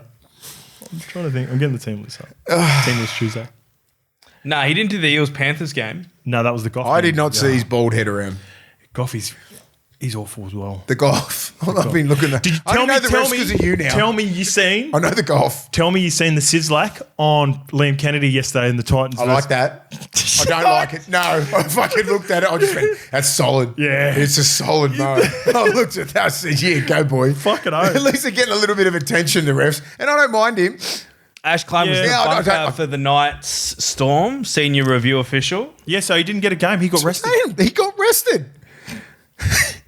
How you feeling, Ashley? Oh, I'm just fatigued as fuck, mate. Have a rest. Go on. Have the week off. Anyway, so with the You batted up. so people were a lot of people were replying to me getting the rule wrong with the play the ball for Latrell Mitchell. So I said, basically my first thoughts on it was Latrell threw himself over the sideline, right? So it is either you deem and you're felt for the gamesmanship of Latrell and you blow a penalty, or you're not buying that and He's out. He's rolled out. People were saying the rule is if you get up and he's caught held, you can play the ball and you can step out. Like That's a totally different rule. That's a different rule. That's Totally different rules. That's if you're back in the field, Yes, and your leg can go out, but not the dummy halves. That's the rule. Yeah, and that's if you're stationary and staying there. But even then, that's a shit rule anyway. Like if someone gets caught held, they can step out. Like even if that is a rule, it's stupid, and that's not the way that he viewed it. 100%. He fucking lost it. So on the field, like when I was watching it at the game, I didn't really see what was happening, Yeah. and then obviously when I watched watch it at it home, back I went, I said, "What the fuck is happening?" Yeah, How it's does one he- or the other, right? He's It's like, a penalty. You or rolled out, Yeah, on purpose. on purpose. Gamesmanship. Well, it's a penalty to fucking New South Wales, isn't it? Or a penalty to Queensland. It is out. So Queensland get the ball for scrum. Yeah, something like that. If you deem that He got he's- pushed out. If he's rolled out himself, basically, because that's what I reckon. He did. I reckon He tried to. He was in there in the tackle and he rolls out. Or you go, no, he got thrown out by a defender because the gamesmanship from Latrell's worked. And if that's the way you feel, like so be it, then that's a penalty. So it's just not say- get up and play the So ball. just say if they just say Queensland get the penalty, right? And you review it and you challenge it. no, you can't be a penalty because Queensland. But just say like Queensland couldn't get the penalty for him just say throwing they himself deem out. that it's a scrum or Yeah, whatever. scrum. Yes. It's- you fucked up, Latrell. Yep. And you challenge it. Yeah. What would you say? If there was one little bit of hand on him, I'd say challenge unsuccessful, Queensland scrum. yeah, okay. But I'm saying like just say if someone touched him a little bit and when he was on top like that, and he just rolls, Yeah. like there's a hand on him because I think there was a hand on him. Yeah. And that's where He's caught it dead. That's doubt. Actually Yeah. said he's caught it dead. yes, and I'm like I would have went, oh yeah, it was a hard call. The other one that I forgot to at the start of the second half was when Latrell gets up to play the ball and then he just falls over. That has, for the last 2 years, that has been a lost ball for the last 2 years. Connor Watson from dummy half gets up and he throws the ball into the legs of the defender. I haven't seen that since Corey Hughes used to do it in 2006. Well, that hasn't been done for 3 years. That has been a penalty the other way around. Or a knock on. and fair enough too, because like this came so quick, you get caught in a ruck. But there was like just say in the 2000s, right? Like you know who was the OG at it? Corey Hughes was quite good at that. I'll go another Bulldogs hooker a little bit later. Fucking Mick Ennis. Mick Ennis used to pull it off all the time. And that's why he said it. That's why he laughed at it because I listened to the commentary. Oh, was he in commentary Oh with yeah, you? on Fox. He went. He hasn't seen that in 4 years, and he just started laughing. There you go. So He I haven't pissed even seen the commentary. He pissed himself Yeah. laughing because he was the king at that. He done it to me a couple of times. Yeah. He move, mate. No, I haven't fuck seen him off. in 3 years. Like they don't get away with it anymore. Because of the fact you just got to clear the ruck. You're not. I don't know. It's a good rule to have Yeah. because they used to get us all the time. The middles, fucking hookers just throwing it in the back of your ass and stuff like that. Yeah. Hitting you in the shoulder, and then you got to clear the ruck, mate. Yeah. If it's fuck it. That's enough. That's plenty. But those were the ones that really stood out to me, and I didn't. Explain the one where when Latrell tried to get up and then he went back down. He planted the ball, didn't he? Yeah. So the rules are you got to get up on 2 feet, then plant the ball. Is that right? So it doesn't matter unless it's blatant, unless someone's running past and they just shove him into the ground. Anyone who doesn't get up, hold their feet, and goes to the deck now. And I'm telling you, it's been like this for the last 2 or 3 years, and it happens at club level. Once they lose their feet, and it's not a blatant push, which it wasn't. Latrell just fucking gamesmanship as well. And again, I brought up Latrell examples.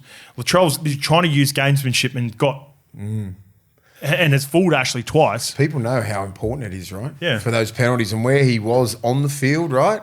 That one when he rolled out could have been fucking way against him.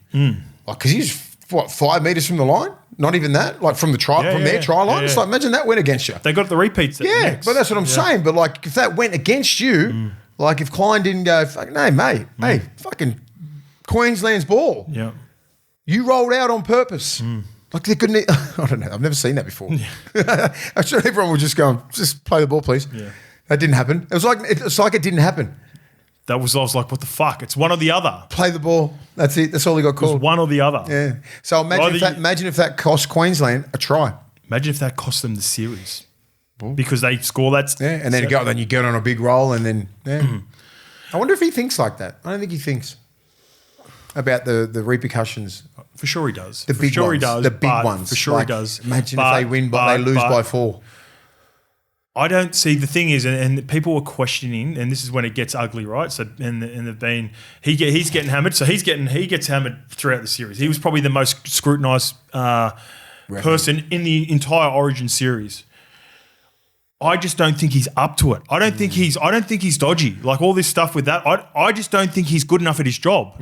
It's critiquing. I think he gets flustered. I think he gets rattled. He's supposed to be cool, supposed to be calm, supposed to make strong. That, in my opinion, sums him up. Yeah. That he was rattled in that moment. There's 2 options. Couldn't make a decision. And I reckon he found a third one out of nowhere because he fucking didn't know what to call. That's been rattled. That's rattled. That's not like anything else. That is rattled. He just looked at Latrell and went, play the ball. Yeah. I caught held.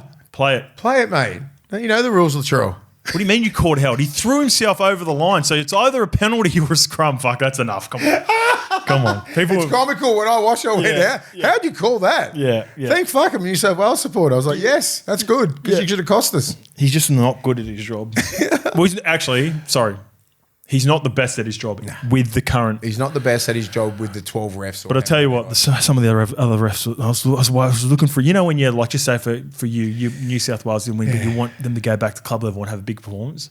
After Ash has had an awful series, I was like, come on, G-Man. Watching the game, I was like, fucking Kurt Donahue throws a touchdown pass to Kirby Farnworth, and I'm like, come on, G-Man, I've been talking you up. Where are you? I need you. What's that song? How old? Have you seen? Did you see the New South? Can I see? The. Oh, sorry. Yeah. I reckon. Yeah. What is that? Go on. What do you got? After game 1, when we sung it, it didn't look great. The video. No. There's no rhythm in it. There is. There 100% is when they do it like they did after game 3 last year, where everyone was bought into it. But after game, the whole fucking squad team, all the staff members have to buy in. Just like when the Bulldogs win, man, that song goes fucking off because everyone's involved. I love that one. You know who that song? I didn't fucking like. Who's got the most? I love it though. This is a great tangent. I don't know what it is. You've seen some celebrations for team songs. And I'll let you. Hopefully, you get to it. Who do you reckon has the most passion for a team song, and there's full buy-in with the team song in club level? The Warriors are good. Storm are really good, and then different. Yeah, I like that. It's a good shout, but it's a different sort of shout. It's buy-in. They've got. I feel like they've got the canteen lady that gets involved. They've got the whole gang. Yeah, and they get around and they do it AFL styles. Dogs are good. Dogs are mad. I like that. Penrith's pretty good. The reason they're probably not going to stand out, they're not winning as much as they used to. 3 years ago when they had Critter and they had Bizza and they had Fish used to lead it, Leota and all those dudes, they were fucking going because then you had the whole squad in and you'd have all the like staff. So you pretty much got like 40 people there fucking belting out that song, and they got a mad song, and even the Bulldogs song is mad. Okay. They got cool lyrics. I was there when they wrote it in 2023. So they gave it to the guys to write the song. Yep. And then when Critter come and then a few like Fox and that was there, it's pretty good. It's harder that's why the simplicity of the Queensland one works, because then they just come in, it's fucking easy. Anyone yeah. There's not much. like I don't think Nas wrote that song. Like when Kanye- All right, get back to my who's mine. yeah, who's yours? Go on. Jack DeBellin and the Dragons. Yeah. Have you seen? He sings that that's a song good like song. it's the last song he's ever going to sing. Haven't you seen Jack DeBellin sing? Is it when the Saints? Oh, okay. And it's easy because it's an OG. Yeah. But he's always got the shirt off and he fucking sings. No, he I have seen it. I screams just don't know. I've just never. I always just scroll through. He screams it like he wants. They're in the sheds at Cogra and he wants them to hear it down in Wollongong. Like that's how passionate they are with their team song. Oh, I'll have a look. And it's like, I reckon little things like that for sure matter. Oh, fucking oath, yeah. That's what I look at. Whoever vibe. starts it, Birdo. Not to get a Birdo's new usually contract, there. apparently. Huh? Not to get another contract, though. Yeah, no, it sucks, though. Birdo usually does it, or Critter. And I think they both get everybody going in the Dogs. I watched that. That's pretty cool. Yeah, but I've seen a little bit of that. I just didn't know DeBellin went that hard. Yeah, and as soon as you said it, it clicked. Yeah. Yeah, but I know what he's always the guy belting something with his shirt off. He fucking loves the They Dragons. haven't, yeah. Yeah, he does. He used to lead it for the How the Blues back fuck in the did day. they let him go? I know why. Anyway. The Ashes team has been picked. This is Tane Jai. Tane Tuapiki Jai. Jai Piki. Tuapiki. He's picked his Australian side. Let's run our eye through it. And by the okay. way, we will be going at the end We of the will season be there. for the Ashes. So if you would like to join us on the Ashes tour at the end of the year, ashesrl.com.au. Lukey? Get amongst it. Get amongst it. Got a few spots left. We want to fill that second bus. We want to get to 100. We're about I reckon we'll get to about 120, 130. Oh, I like that. Yeah, maybe we have to get the third bus. Yeah, I think it was so far in advance when everyone had to sort of make. Yeah, but look, decisions. everyone's Now gotta you get look at through it, fucking- You're through Origin. Yep. Now you're like, fuck. Do I have a little 2-3 Now you week start over saving the your boys? shit, eh? 2.5 of the best. 2.5 weeks, really. Yeah. Because you get over there midweek before Wembley. Yep. So we'll get 3 days in London. Then we go up to Manchester. Gonna be a lot of old heads there. I reckon it'll be usually about 40, 50 years old, about my age, like, because they remember the last Ashes and they remember the 86 tour. They remember the 95 tour, like 94, all the Kangaroo tours, the people before us. So 50, 60-year-olds really remember that. I would be lucky to get a 22-year-old. What about our man at Magic Round? He's coming. 100%. He'd come up and he's about 25. Or just if you love your footy. If you love your footy, you want to watch the Aussies play over there at these fucking historic grounds where you've played at Wembley. Fucking 100 years old. Huddersfield's the birth of rugby league. Huddersfield's the birth of rugby league. Yep. Liverpool, we've got all these great places. And October's a beautiful time of the year up there. It's not that fucking cold. Yeah, early Prem season. December, Feb, and we're not playing in Hull, so it's not that cold. So that's a good reason we're not playing there. Playing at fucking Wimbledon, right? You love not Hull, Wimbledon. I love Hull. Yeah, we're playing at Wembley. Wembley, Everton's home ground. Everton, and then It's a new stadium. Old Trafford. Too. They played their last game at their thing. So That's the only ground that I'm not stoked because which one? we never walk alone. I'm Liverpool. Yeah, I know. We'll walk down the road. Pay We'll our have to, respects yeah. to Josh. Oh, we're not playing at Liverpool. It's Everton's. It's Evidence, yeah. Evidence Day. We had Timmy Cahill to give us a tour of that. Ooh. Timmy Cahill, bro. Oh, yeah, I'm going to get hold of him. Goodison, though. Do you reckon we'll figure that out? Yeah, we'll figure it Well, out. It's not We'll figure it Goodison. They've built a brand new stadium we'll be playing in. Plenty Nah, going it'd be on. so But fun. It'd be so good over there. It's I only heard 3 some. 3 weeks. It's I only don't 3 want weeks. to tease our audience. Yeah, I can't say it, but I'll tell you later. Some. I'll cut it. You cut that. I can't believe you just said that. That's crazy. Make sure Imagine you that. cut that. Can you imagine that? Make sure you cut that, boys. Oh, All right, let's get to Tane's. I think it's Tane or Tane.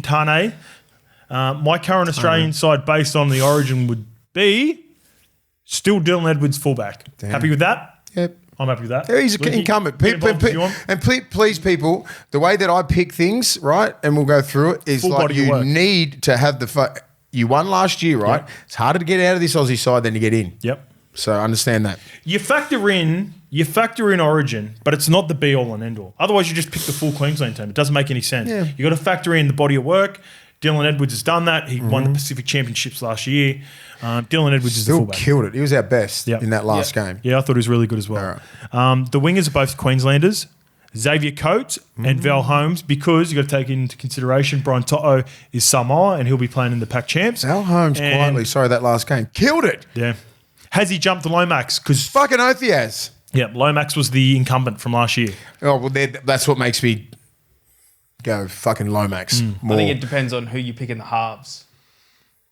But Yes. going. Yeah, he doesn't have. I honestly Zach's partner. think Lomax will get it, right? Because he's incumbent and he's played outstanding yesterday. Don't worry about game 3. And they won't go that far, and they're not going to make the 8, depending on what St George do. If they make the 8, make a bit of a run, which I doubt. So they'll probably be out at the same time. I think both won't make the 8. Yeah, so then I think you'll probably go with Lomax because they're not going off Origin, not that much. No Critter because he plays for Samoa as well. There's an asterisk next to Hammer, just like I had, but he's got Hammer and Trell Mitt. And then if Hammer was not to play, then Turbo back into the team. Turbo's the incumbent. He was a player of the series Fucking last year killed for last year, Australia. didn't he? I think Turbo should only play for Australia at the end of the year if he gets through the whole rounds. That'd be mad. Just fucking if looked good the last 2 weeks. if he's going all right during the Origin period before it, and he looks like he could pick him, but at the end of the year, he seems like last year he looked his best. I hope Hammer plays for Samoa. Same. Yeah. I reckon he might. If they get in his ear and they go, we're all going in, Payne Haas, Tino, Critter, Toto, fuck, we need you. One big Pac Come Champs in. into the World Cup next year. He'd play fullback too, wouldn't he? Yeah, because you'd want that, wouldn't you? Yeah, You don't want to experiment. You want that? Yeah, you don't want to try to figure out the World Cup after 2 games. You know how they got blown out by England in the game 1 of the World Cup, and then they end up beating them in the semi-final. You don't want to go through that again. You want to get combination. So if whoever the Samoan team is going to be for the World Cup, Benny Gardner's got to get that gang together for this year. Was Turbo in the last World Cup? I mean, Hammer? For Australia? No, he played for Samoa. For Samoa. Yeah, but then he made Australia after the World Cup. Okay. 6 and 7, Munster and Dearden. Not Dearden. Not yet. Dearden 14? Dearden 14. So he's got Cleary as 14. Nah. So Cleary's 7 still? He's out and out 7. Dearden can play 6 and 9 and all these other positions. Not saying that Cleary couldn't do it, but Cleary's your 7. He's the best 7 in the world. Agreed. I'm with you, Munster and Cleary, but I can hear everyone screaming. Oh, I can hear the drums are getting louder. yeah. And I think they're going to make a run again, Penrith, and it's going to be because of fucking Cleary. They're not making the 8, Cowboys. Maybe. Yeah, Maybe. Probably not. They play pretty good against us, the Dogs, but I'm like, when you're out of the 8 and you're just fucking done and all they care about is the players that are playing. This is where Cleary and Munster are going to have the advantage over both Tommy we're gonna see Dearden 'em. and Mitchy Moses. They'll be in a prelim or a grand final. Yeah. They're going to be playing deeper. So Dearden will be 14 and he deserves to be in that spot. Mitch Moses? Fucking hell. I didn't even think of him. I didn't even think of Dearden Moses. and Moses were the 7 and 6 last year. Yeah. Jeez. Let's just don't worry about Moses at the moment. Is he coming back this year? Yeah, he's due. Yeah. I would be surprised if there's something in the team list this week. I think he's a couple of weeks away. Yeah. I think it was round 19, 20 in the article. I'll try and find it. These two, I really don't think they're going to play, but he's got Haas and Tino. I think they're playing for Okay, Samoa. well, let's just get them out of it. Okay. Carrigan and Collins. Carrigan and Collins. Or even, so you got, I agree. They don't have... He's got Cotter. So I think there's a world in where Cotter can play up front, and then he doesn't have Liam Martin. He's got Angus Crichton and Cotter. I think in this... Why no Martin? That's just the team he's picked. But he's got Liam Martin on the bench if Carrigan's out. So Liam Martin comes in, which I think is going to happen. So basically his front row is Carrigan and Collins, Cotter and Crichton in the back row with Yo, Cleary, Liam Martin, Lindsay Smith or Liero, depending on the makeup of the team. And he's got Hudson Young at 17. I'd be having Liam Martin start again because I don't think he deserves to miss out. Cotter up front. Yep. with Carrigan, Collins on the bench. Yep. Huddy Young's hard. I mean, sometimes I just want to start Huddy Young. I don't think he plays his best off the bench. So with some of the other options for New South Wales that we talked about, I reckon Terrell May plays for Samoa. I think Kalamatangi plays for Tonga. So I don't think they'll be available. Those. No, none of them. Don't even pick anyone like who's eligible for Tonga or Samoa. Oh, I don't think it matters. They're playing for those playing countries. for their islands. Yeah. Yep, Cleary starts. The bench would be Carrigan's got to start. Huddy Young, jeez, I don't know. Fuck, he starts. Sometimes I'd start Hudson Young in front of like Crichton because I think or Liam Martin. If you're going to have Hudson, you want to start. I've said this all. Yeah, all the time because he just doesn't know. He gets on there and he just fucking runs around and like it's just there's no real structure to him. Like he just wants. Man. You know who's my guy, but he can't stay fit and he got injured again on the weekend. Fucking Dylan Lucas. It's just because he's playing at the Knights. Fuck, he plays so well week in, week out. If you watch him closely, he does all the tough yardage carries. They fucking throw him the ball and good ball all the time. He makes his tackles. Well, he would have been a smoky if he didn't get injured. He would have been, before. mate. He's a fucking gun, Dylan Lucas. You just need to get just the whole year in. And Fletcher Sharp is one of my favourite young players coming through, but he's not an out-and-out 5'8", so he's had to sit next to Fletcher Sharp trying to figure out the 5'8" position. He's still played well this year. Apparently he did his fucking Liz Frank as well, Dylan Lucas. Or you can start Lindsay Collins in the front row. Yeah. Lindsay and Carrigan. Cotter's come off the bench a couple of times for him. Yowie can come off the bench as well. Yeah. Carrigan's playing outstanding. Cam Murray a chance of getting back at the back end of the season? No. They completely ruled that out, eh? They had just let him rest, mate. Even if he was, just have a rest, kid. All right. And then his comments are definitely a lack of middles presence if Harsentino defect. Found it hard to finish round in that side out. It's hard to find the right balance, agreed. Giving the incumbents a chance, but also rewarding guys who killed in Orange. Hence, a bit of a leniency towards guys that have performed like Edwards, Crichton, Martin, etc. I'd like to hear your boys' thoughts. There you go. Tane. Not a bad team, and looking forward to. He's not wrong with most of those guys are going to get picked. And what's the squad they're going to take? Probably about. Oh, Jakey's 25? A shout too, I reckon, for Australia with Tommy. Yeah. Like he's the sort of guy you have in your squad. He'll be part of the 23 or whatever that they'll travel with, I reckon. Who'd be a smoker? You don't know, like especially in the grand finals and stuff like that. Like even Lindsay Smith. Trent Liaro's a smoky. Trent was good. Fuck. Trent was good in game 3. And then to summarise it, who gets the coach? Cam Smith? Or do you think Billy's a genuine? No. Billy can't swap this year. No, I don't think Billy will walk away. Cam should Cam take will it. be coach. Yeah. And then Joey came out and said he's been asked to be on the selectors committee. He should be. I don't know. See how fucking wild my Joey and Matty take went? Did it? Yeah. Oh, yes, I did. Yeah. Joey and Matty got to do it, man. Wonder who he picked. Wonder who Joey would pick. I don't think he would Joey picks his teams before every Origin. Go out of this. There's not many people that we have. You know Joey. Joey picks his team for Origin for Channel 9 before every series. I sit there seeing him pick teams.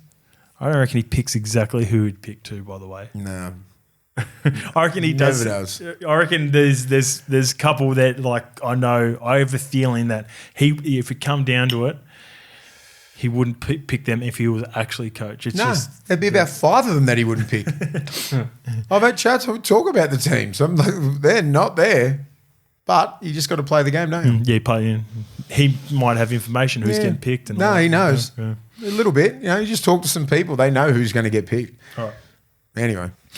All right, mates, let's get to it. We've already cracked the cans. Red Bull, OG Bull, smashed. Yeah. OG Bull of the week. I usually try and go with the guys that are backing up from Origin, right? Yeah.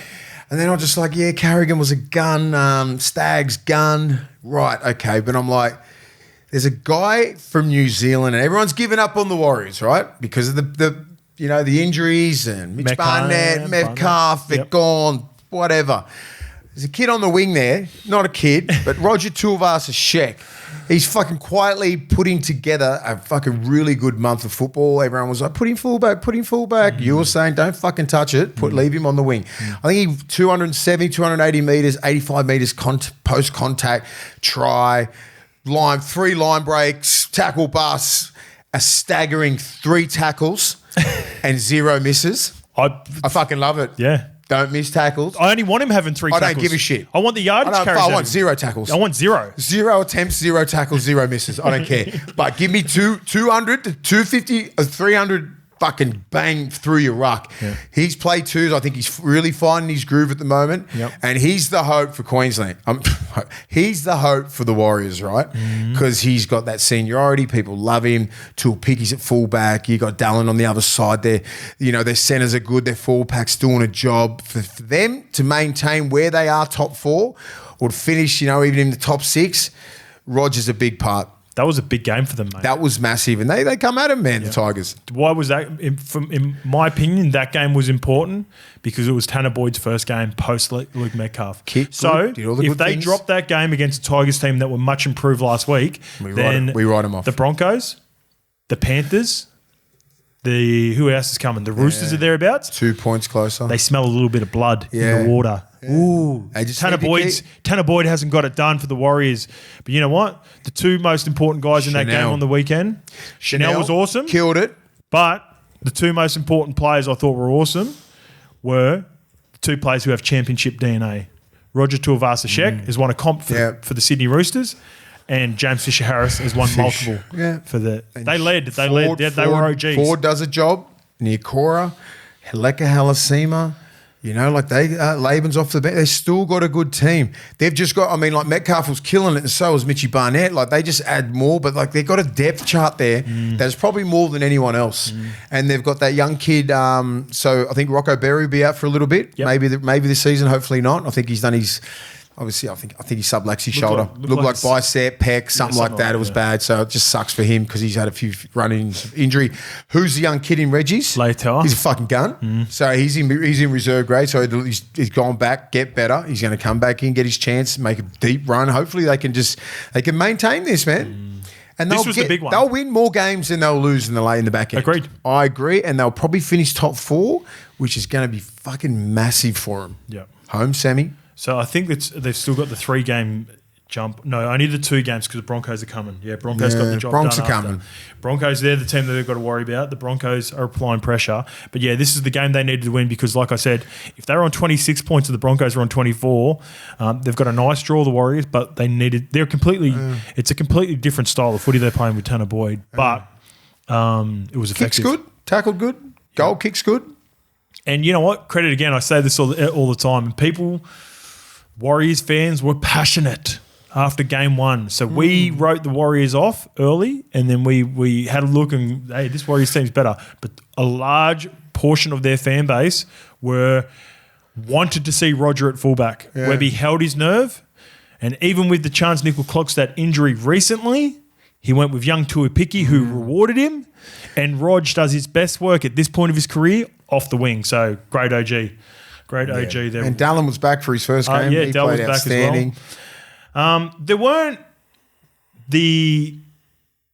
Wasn't the best performances. There were good performances across the board. It's that part of the year too, right? Yeah. You just get over Origin and people backing up. Give it about 2 or 3 weeks. Yep. And it'll start really heating up. Yep. So I contemplated going Rob Toya. I thought he was brave backing Outstanding. up. 3 days after, comes up with a huge try. I expect that from Rob already. I contemplated Jethro, your man Jethro on the wing. Fucking yeah. I contemplated Jethro.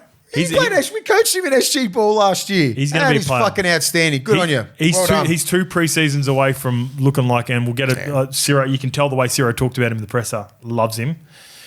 But I'm going to go, my Scopes Young Buck of the week is just a little bit different.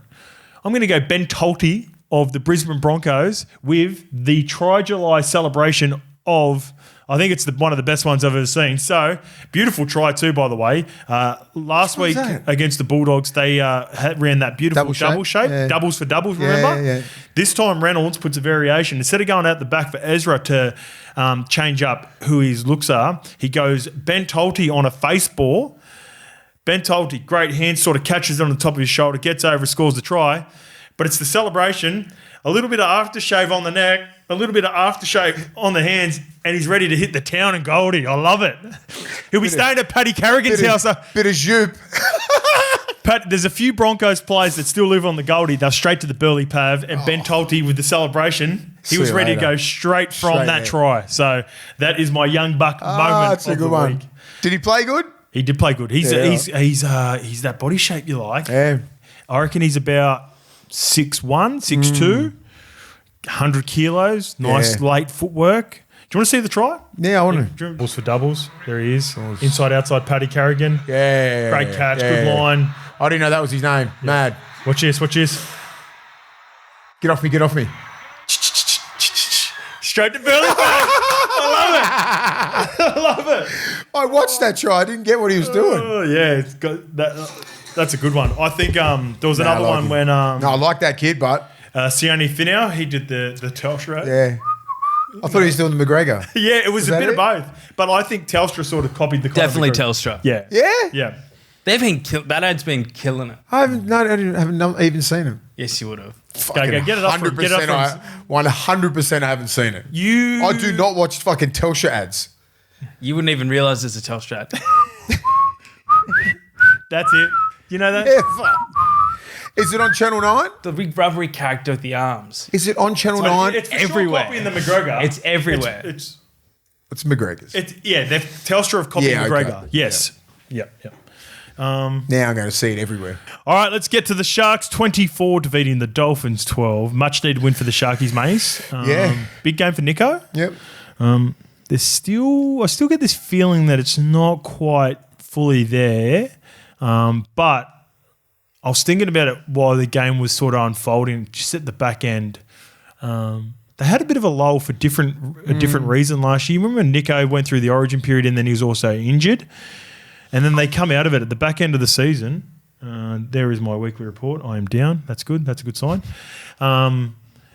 They had a bit of a lull, and then they actually went on a run just before the finals. Yeah. So they're well and truly capable. And this was, even though it was a depleted Dolphins team, this Dolphins team's been putting their hands up against teams. So this is a team that I expected them to beat, the Dolphins. I know Katoa's been on a hot run and everybody, their back line and everything like that, but like no hammer. The Sharks are they're still a decent team. They can annoy the shit out of you. They're tough, unassuming. They've got good players in good positions. Like Nico. Nico played good. He probably played his best game this year. Yep. Right? He was attacking the line. He was doing these things. And I'm like, okay, well, they look like that.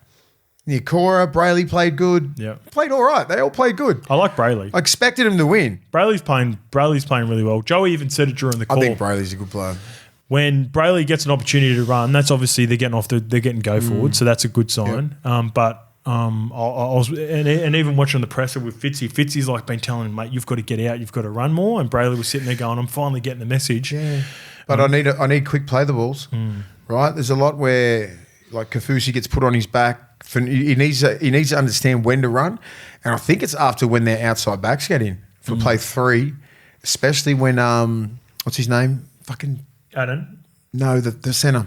Jesse Ramian. Ramian gets in there, or someone like that can split him and find space. Bang, then get out on the 3rd or 4th and find Fanua Blake. Maybe bring someone else under Fanua Blake early ball, but Fanua Blake wants the ball off the 9 most of the time, right? Can be.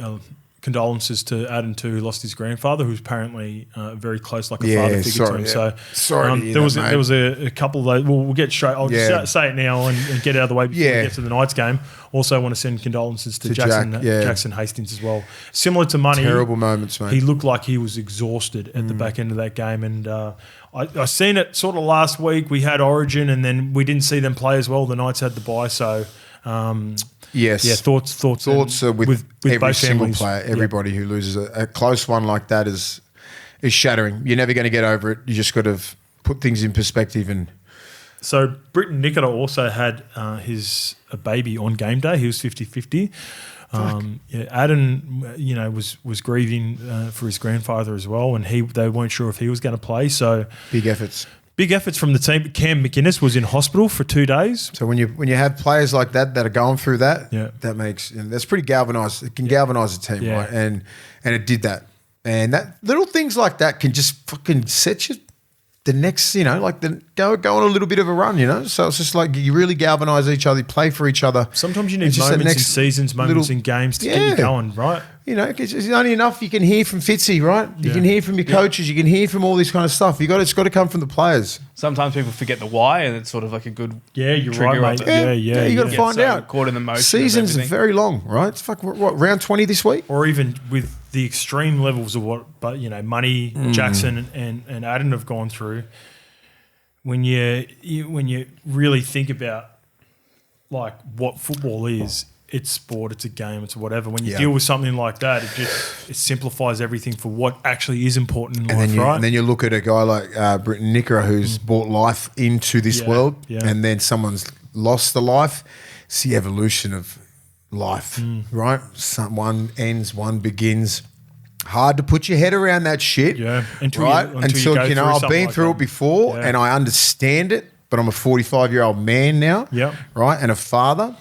Where I'm like, I lost my father years ago, so it's evolution of me, right? Yep.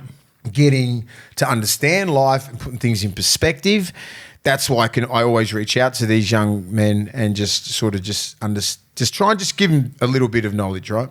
Because at this time right now, there's not many people can fucking tell you, oh mate, you know, you'll slowly get over. You won't get over it. You just have to get along with life and put things in perspective. You've got your family, you've come so far. There's a lot of positives that come out of it. You know, they most of these guys, fathers and mothers, and watch their kids become such great young men, fathers, and win premierships and play for Australia, New Zealand, Tonga, all these representative things, and they'll be so proud. For sure. That's perspective, but still doesn't bring them back. For sure. But then you see it. Then you see a young brother, Nickera, have a kid, right? And you're like, fuck yeah, like it's new life. Yeah.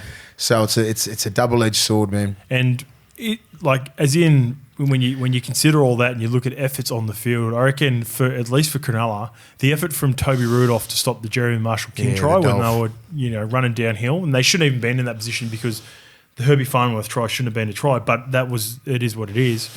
Fitzy will highlight that play in review 100%. That's the one of the things. Because that's what made the Sharks great over the last couple of years. They were always turning up for each other like that. So big play for Toby Rudolph, I thought. It's good to see the Dolph go good because they need someone off the bench, right? Because he's been banged up for 4 years. Yep. You know what I mean? Like, and every time he's not, he's one of the premier props. He can do a lot of damage. He's a big important boy. for them. He's very important for him. He holds a lot of energy in the locker room. He's a locker room man. He's a strange cat. Yeah, big time. He's a fucking lovely man, and I love him. He's a little bit different, and I love different, but he owns who he is, and he's very, very authentic, and I fucking love that about the Dolph. And I really need him. They need him to fucking keep playing like he's doing, right? He just needs his body to be good. Kafusi comes on. He comes on. You don't miss anything. Nico Hines plays better. Brayley, they all got so much talent. If they don't make the 8 this year, this will be one of the worst fucking years they've had for a while. Because I'm expecting them to be a top 4 team, which they're not going to be this year, but they better fucking make the 8. Better. What are they coming in the ladder? They're in that little shitty group? 7 or 8, maybe? Yeah, well, they're in the 8. So as long as you're in the 8, for and against, everything like that, you can just make a big run. Who knows? 9. They're the 9th. Yeah, but it's probably equal 9th. Yeah, they're on the same points as Manly and Roosters, but don't have. See, I think they're better than those two. I do as well. Maybe Manly.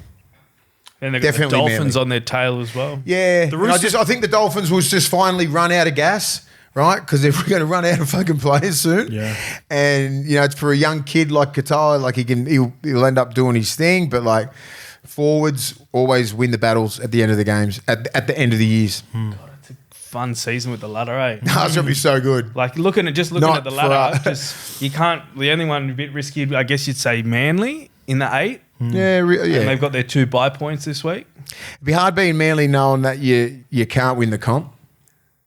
Right, and even the Dolphins who are there. No, I'm just saying you can't. You're probably thinking we need to be at our fucking utter best to beat like even the Broncos, Melbourne, to win Canterbury, 4 games Penrith in September. Can you get those guys even a full deck because they're down on middles? If you had Paseka, if you had these guys, then you could go for a little bit of a run. Siebes reckons Homole's 2 weeks away and Taniela's a big chance as well. Well, I don't think you're going to get the Taniela of last year. Yeah. Right? There's a difference when you do your Achilles and everything like that. You fucking lose your power. He's a big body. Can he move sideways? Can he do all these little things? If those two are 80%. Olakuatu's a fucking animal. If they're 80, 90%. Olakuatu's going, what did he do?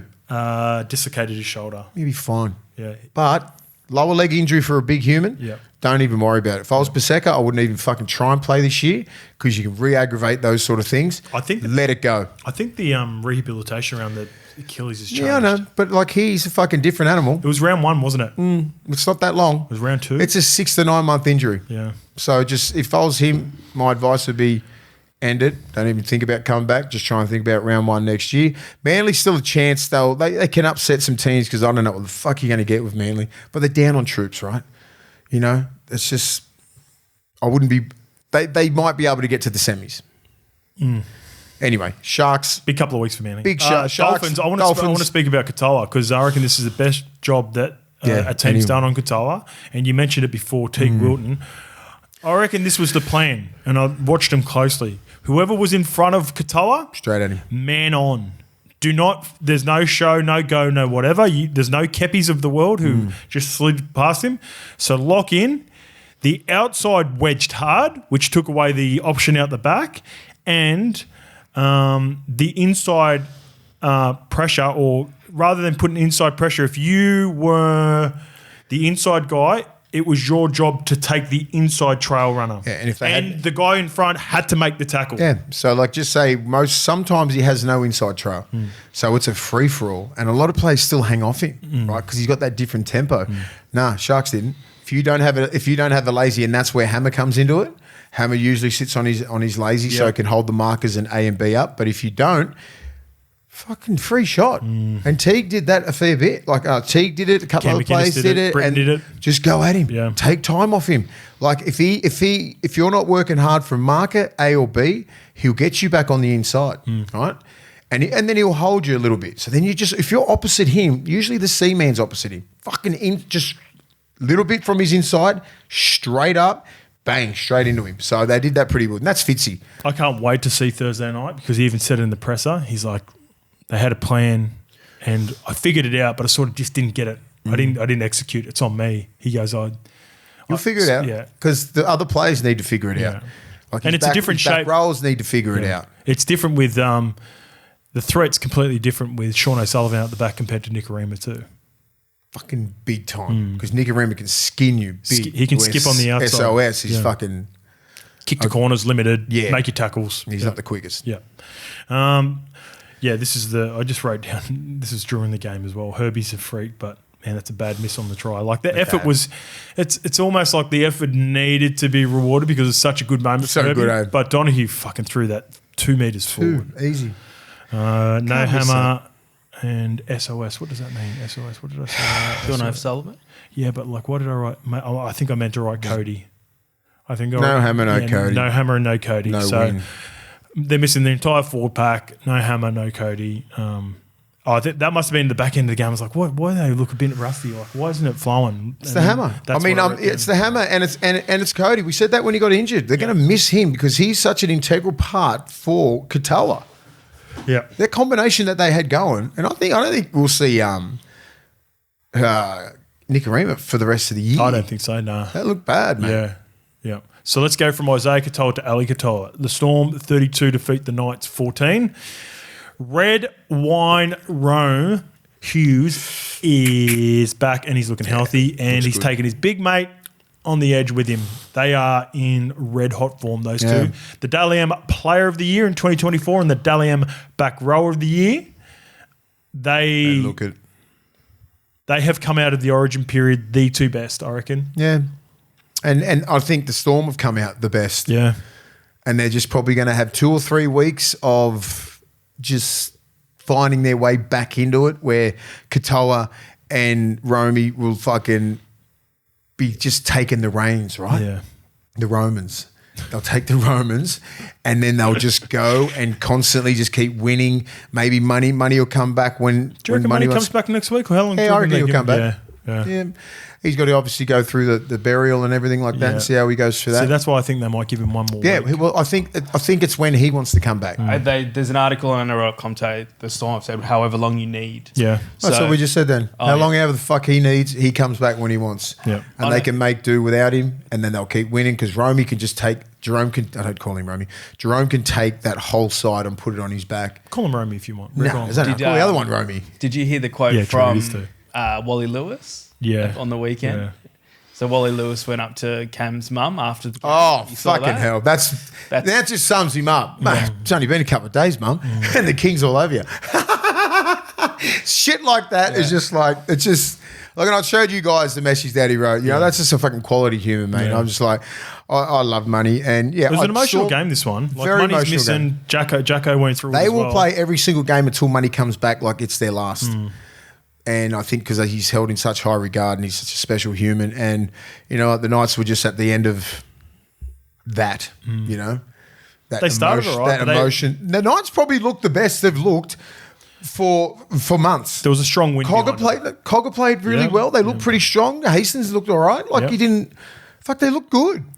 Just quickly before we move When on, Lucas went off, it fucked him. I'm glad you talked about it because you're very critical of Steph before, but I thought he played really well. Stefano played awesome. Yeah, and I think it's because he was so disappointed. And usually when I've lost Origins before, and you can't wait to get out there again. Yeah. And I think it's hard to implement what you do at club level at an Origin level because everything's way quicker. And like he has footwork, he has a pass, he has these little moves where he does it in clubland. Just got to get quicker. Leg speed needs to be quicker, right? Little bit of a step outwards, little bit of pass, go out the back, be that guy. Don't be one dimensional. He has all that at club level. This is what these stats, and this is the feel when I was watching him. But this is what Bally wants from him. He doesn't need those 200-meter games that he's Yeah, done. fuck about it. Give me 150. Give me 30 tackles, no misses.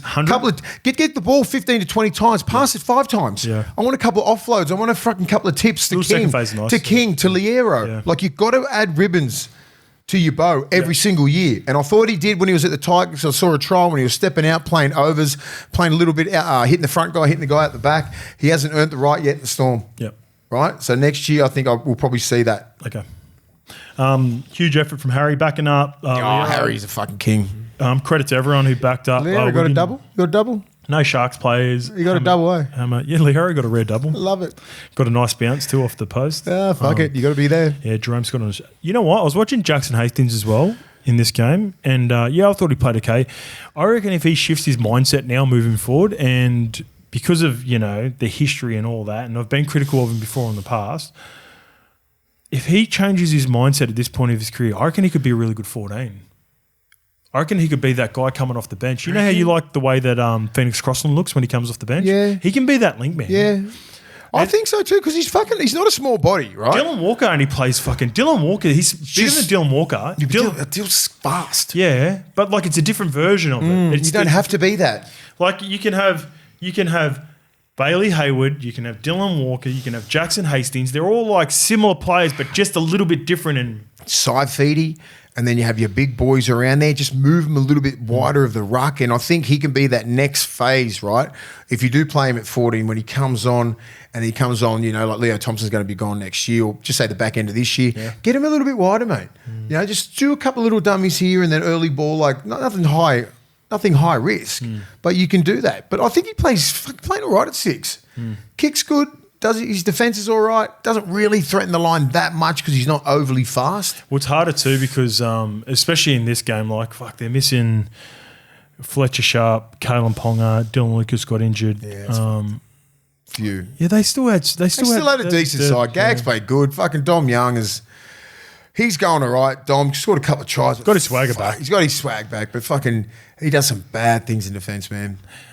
Fucking bad. Who did they play? Fuck, I thought Greg Marzi was the one that got Marzi was the worst. He was the worst. Yeah. But both those guys on the wing, they're fucking up there with the worst defenders, winger wise.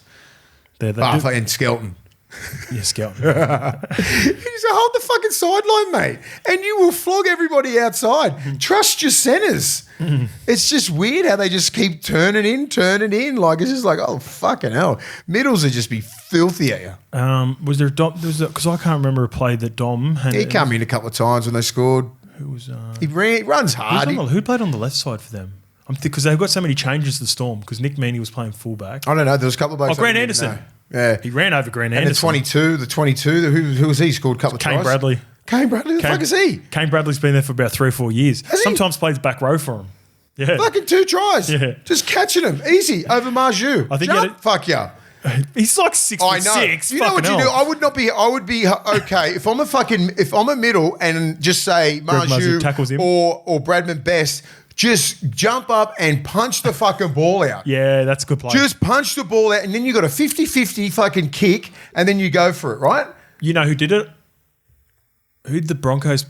I saw Brimo that. did it. Yeah, Brimo Brimo just went buzz. Yeah, knocked like it. do that. You don't have to catch it. If you're 5'6", and then old mate is like 6'4", he's going to jump over your head, just like Coates. Kane Bradley 6'6". Just like Coates, right? Xavier Coates. Yeah. Get near him and just say that even if the centre comes from the behind, just runs in front and punches the ball out and just clears the ball over sideline. Because of the fact is it ain't a dropout where it's just like they're getting the ball. It's a 50-50. Play that part. Don't fucking try and catch the ball when you're nowhere near it. You stand flat-footed. Yeah. Where this guy's just running straight over you. Brian Toto's done it before. Fucking do it. Biz has done it before. They're smart. He's about to get out late. He goes for it and he realises and just goes You back. can't then punch it out of their fucking hands or something. The forwards will be just like, yes, we will defend another set. Thank you for not fucking letting him jump over your shoulders and sit on there like fucking Warwick Kappa. You know what Bizza and Taruva do really well for smaller wingers, and I reckon this is practiced for sure at Penrith. They jump early. Yeah.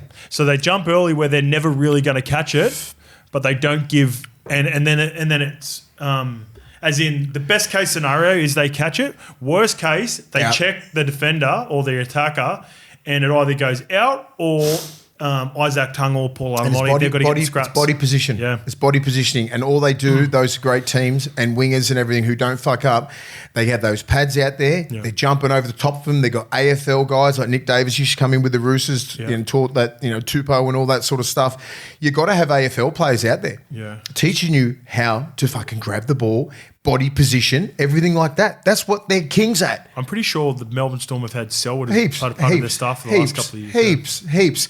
But I'm talking about the Tigers and all these other, like some other teams that aren't that Tigers good at have that. one. Tigers have one now. Everyone needs to incorporate. Yeah. Everyone needs to incorporate an AFL sort of player. He did the show with Benji. Nick Davis is fucking hilarious. He's one of my good mates from the Swans. Oh, yeah. He does that. He's been doing that for the Swans. I mean, for the Roosters. Yeah. He's fucking hopeful. Heath Shaw. He's hopeful. Heath Shaw. He's hopeless, I mean. Yeah. No, he's good. No, he's a fucking great bloke. He's a good golfer too, Nick Davis. Yeah, he loves I've it. seen him at a few Good golf man. things that He's I've a been good to. man. I think he's Known single him for digits, 20 low single years. digits. Yeah. Heath Shaw is the Shaw. Collingwood great. Played for I know he is, I know GWS. he He's is. with Benji at the Tigers. Seen him the other day in the box. Not helping.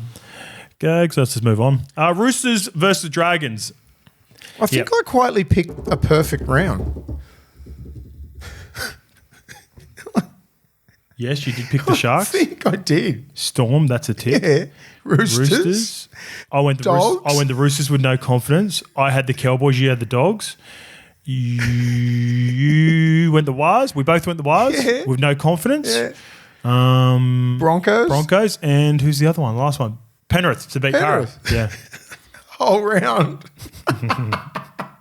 With no confidence. With zero confidence.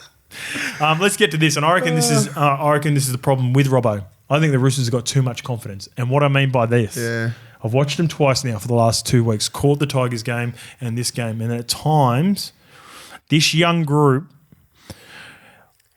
I think they've exceeded their own expectations even internally. Now, they won't come out and say it, but I reckon at the start of the year with all these youngsters, Robbo's debuted 7 Roosters players this year. I reckon after the Sharks game, they would have looked at it and they've gone, fuck, we're so far ahead of schedule that not only are we a top 8 hope, we can make a run for the top 4 House with money. this young house fucking money, mace. And It's bad. It's a good feeling, but it's a bad feeling because you just play caution to the wind. You don't give a fuck. well, see, this is what happened. I reckon with these younger players now, because they've progressed so much, their expectations have gone up.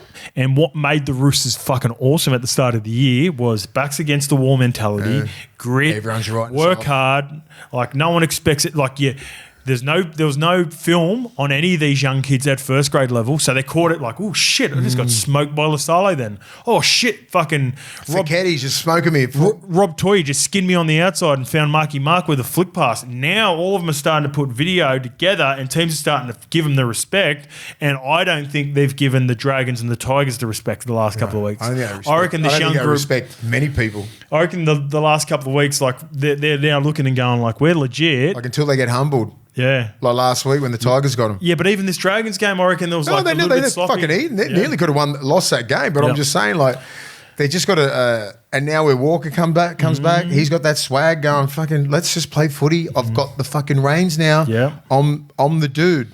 Follow me.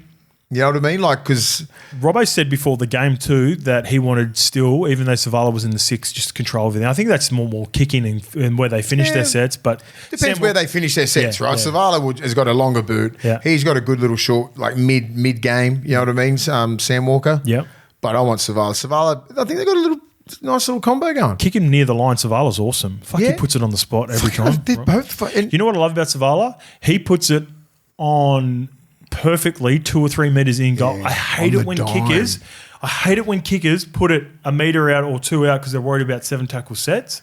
Fuck that. Be aggressive. Put it down where if a player catches it, they come straight down and score. Yeah. And he did that for Rob Toy. He's done it a couple of times to Tubes. He's very accurate. He's accurate. Sam Walker looks good. Sam Walker looks like he's put on, I reckon, 3 kilos of muscle. I don't think he's not a big body, right? So he's not. You don't expect him to come back 10 kilos. No. You know, and you don't have to be, right? You don't have to be. He needs to go to Turkey first. I know that.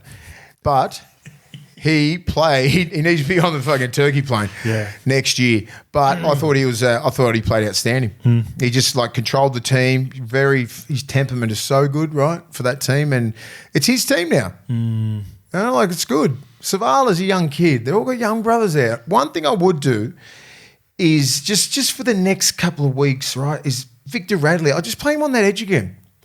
I'd put Fiketti in the middle. He's a way better middle. Yeah. He just sits on that right edge. He's fucking bored. He's got too much skill to be fucking getting just one, you know, like just, you know, and especially right side back row. You know, you do that. You just kick chase and just get fuck all ball. 40 tackles he made, mate. I know. It sucks. 1 miss. Yeah, I know. He's going to do a job. But I think for the fact that, you know, with the head knocks with our man, I just think he should play on that right edge. I just put Fiketti at 13 and he can play a lot more because he's got... I know he's like... he's just a lot more aggressive than Victor at the moment. Victor's still a little bit fucking apprehensive. But yeah, I think so. And I can see that with the headgear and all that kind of stuff. So he's sort of playing because he doesn't wear a headgear ever. No. Right? And just to stop those head knocks, just take him out of the middle. Okay. Because he will not take a backward step. Right?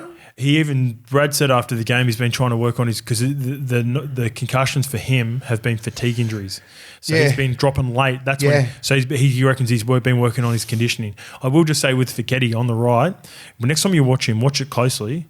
Watch him very closely. Yeah, but watch not the person. Watch Teddy. Yeah. Every time Fiketti gets the ball on a bit of a shift, Teddy moves through the middle. Yeah. Now, Teddy does that all the time. He's right foot. But I reckon he has impressed Teddy so much that Teddy thinks there's a half chance every time he's got the ball. And he's always on his inside because he's got a right foot step, left arm, left palm. Yeah. And I understand that, but I think he could be a lot more dangerous attacking both sides of the ruck. I think he's better middle. Yeah. I think he's a gun. I reckon he'd be a gun lock. And I just think, and because of got a good engine too. Victor. Yep. Victor can play. He knows he can play edge. Yeah. I like he can play those little short little like out balls and you know, like get the fucking centers, feed the centers. Toya's there. Give him the ball. Marky Mark. Fuck, I don't know who's there, but you've got gun outside backs now. We thought we lost them, right? They're back. Toya, Marky Mark, Toops. Fuck off, both sides. Did you see the Roosters pull up the Toya clips? Everyone's been using the clips now recently. What is it? So the Roosters used clips of people doubting Rob Toya going into game one, and we were one of them, and it was like Origin Troll. Yeah, Origin Troll, baby. Oh, we've been getting that. I mean, God, fuck, what's Origin? I'm like, geez. You know what I love? He had a good fucking series. No, here's the thing, mate. This is fine, and this is the reason. This is what we do, right? And this is why they pull our little bits. Is we're able to, and I'll give. Other people we give their flowers, mate. Because we are independent, we have our views. We can also have a take and then go back and have a look back and go, good on him. Yeah, we're wrong. We're not agenda driven. That's why I clipped him up. I'm wrong. I'm like, nah, now he needs his flowers. I know Trell Mint, like just say, I said he probably got him on points, you know, and I'm like, yeah, fair enough. You're good. You're a good kid. But I just thought Latrell is Latrell and he's going to fucking dominate you. That's me just going, that's my New South Wales side. That's my confidence in Latrell. That's what he does. That's fair. Kid's 20 years old, played 10 fucking games. Shout out to Rob Toya. Shout out to Toya. Young doggo. hey, my young little doggo. He killed it. Yeah, fucking oath he is. And he's a gun, right? And the confidence that those brothers brought back to like the clubland who played there and the Shibba, smoke Shibba, smoke Shibba, killed it. Absolutely killed it. You've been working on. You worked on Yeah, that one, I on that love one? it. I love it. He come back like he was fucking Mark Gasner. Smoking guys, fucking ragdolling them. Like he just... He had a bit of Willie T swag. About him. Yeah, that swag. He had that. he had He had Willie that T. Tong swag. He had that Matt Coop swag, like a Hodjo swag. Yeah, He had that. You fucking Hodges is the one. Yeah. Hodjo swag where he thinks he can ragdoll everyone and just put it over him. He don't talk shit, Shiva. No. But You can see. he fucking knows He's come back and he's like, I love it. I was a journeyman fucking Fuck 3 that. weeks ago.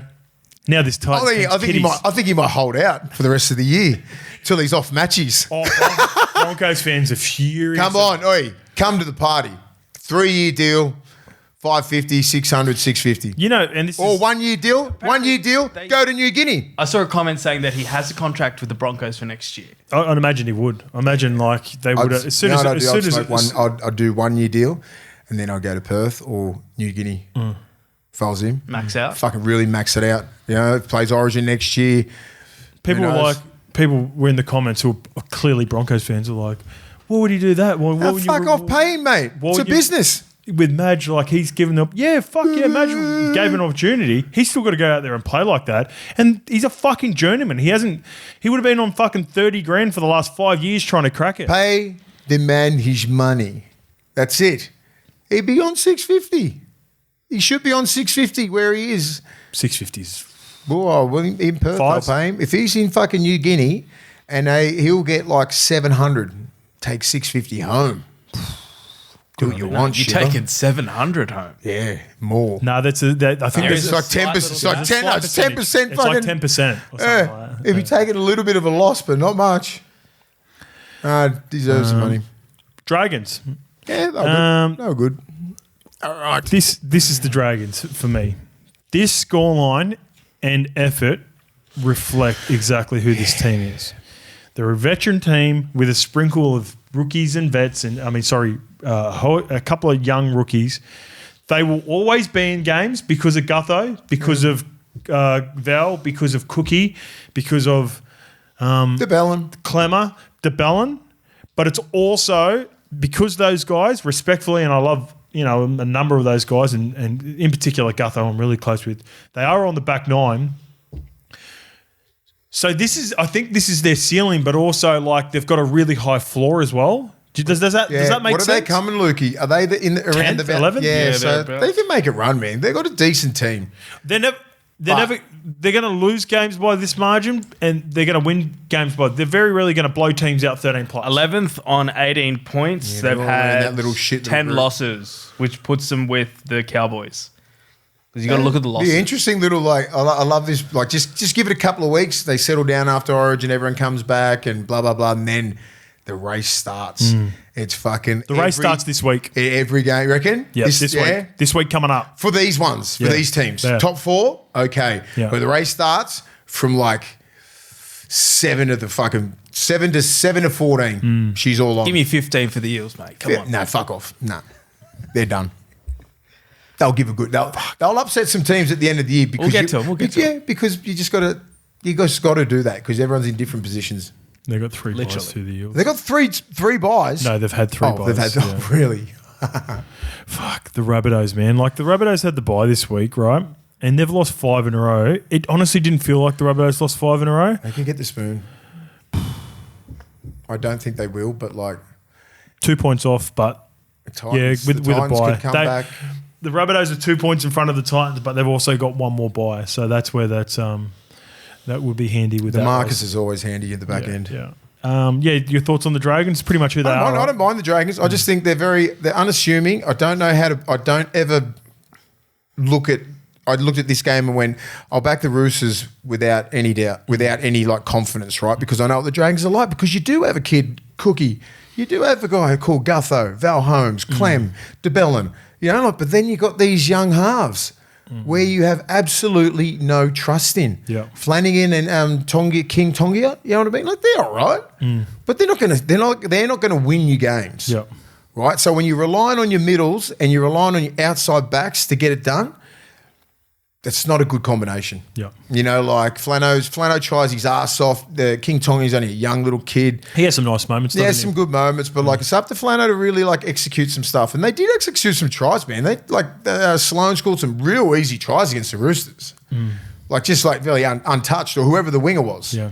And even with Luch, do you see the pickup and the little fucking tip little off? he's got Fucking Luch silky. just needs to get fucking fit. Come on, man. Like the next fucking year in his contract, he goes, you either be 105 kilo or something, or you're not fucking playing.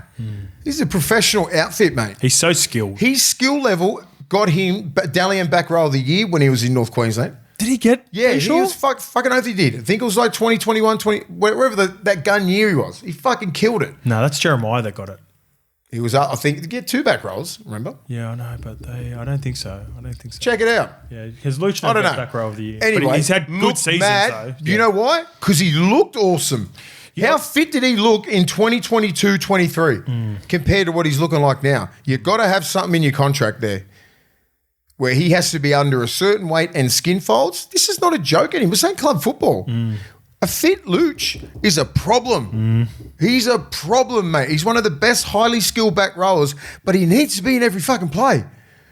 And He's also, when you like that too, so just to say if you have put on a bit of weight, because he's been in and out of the team, you need to play 80 minutes consistently too. That's what I'm saying. Yeah. Like you've got to put him on the field, and he was doing that at the Cowboys.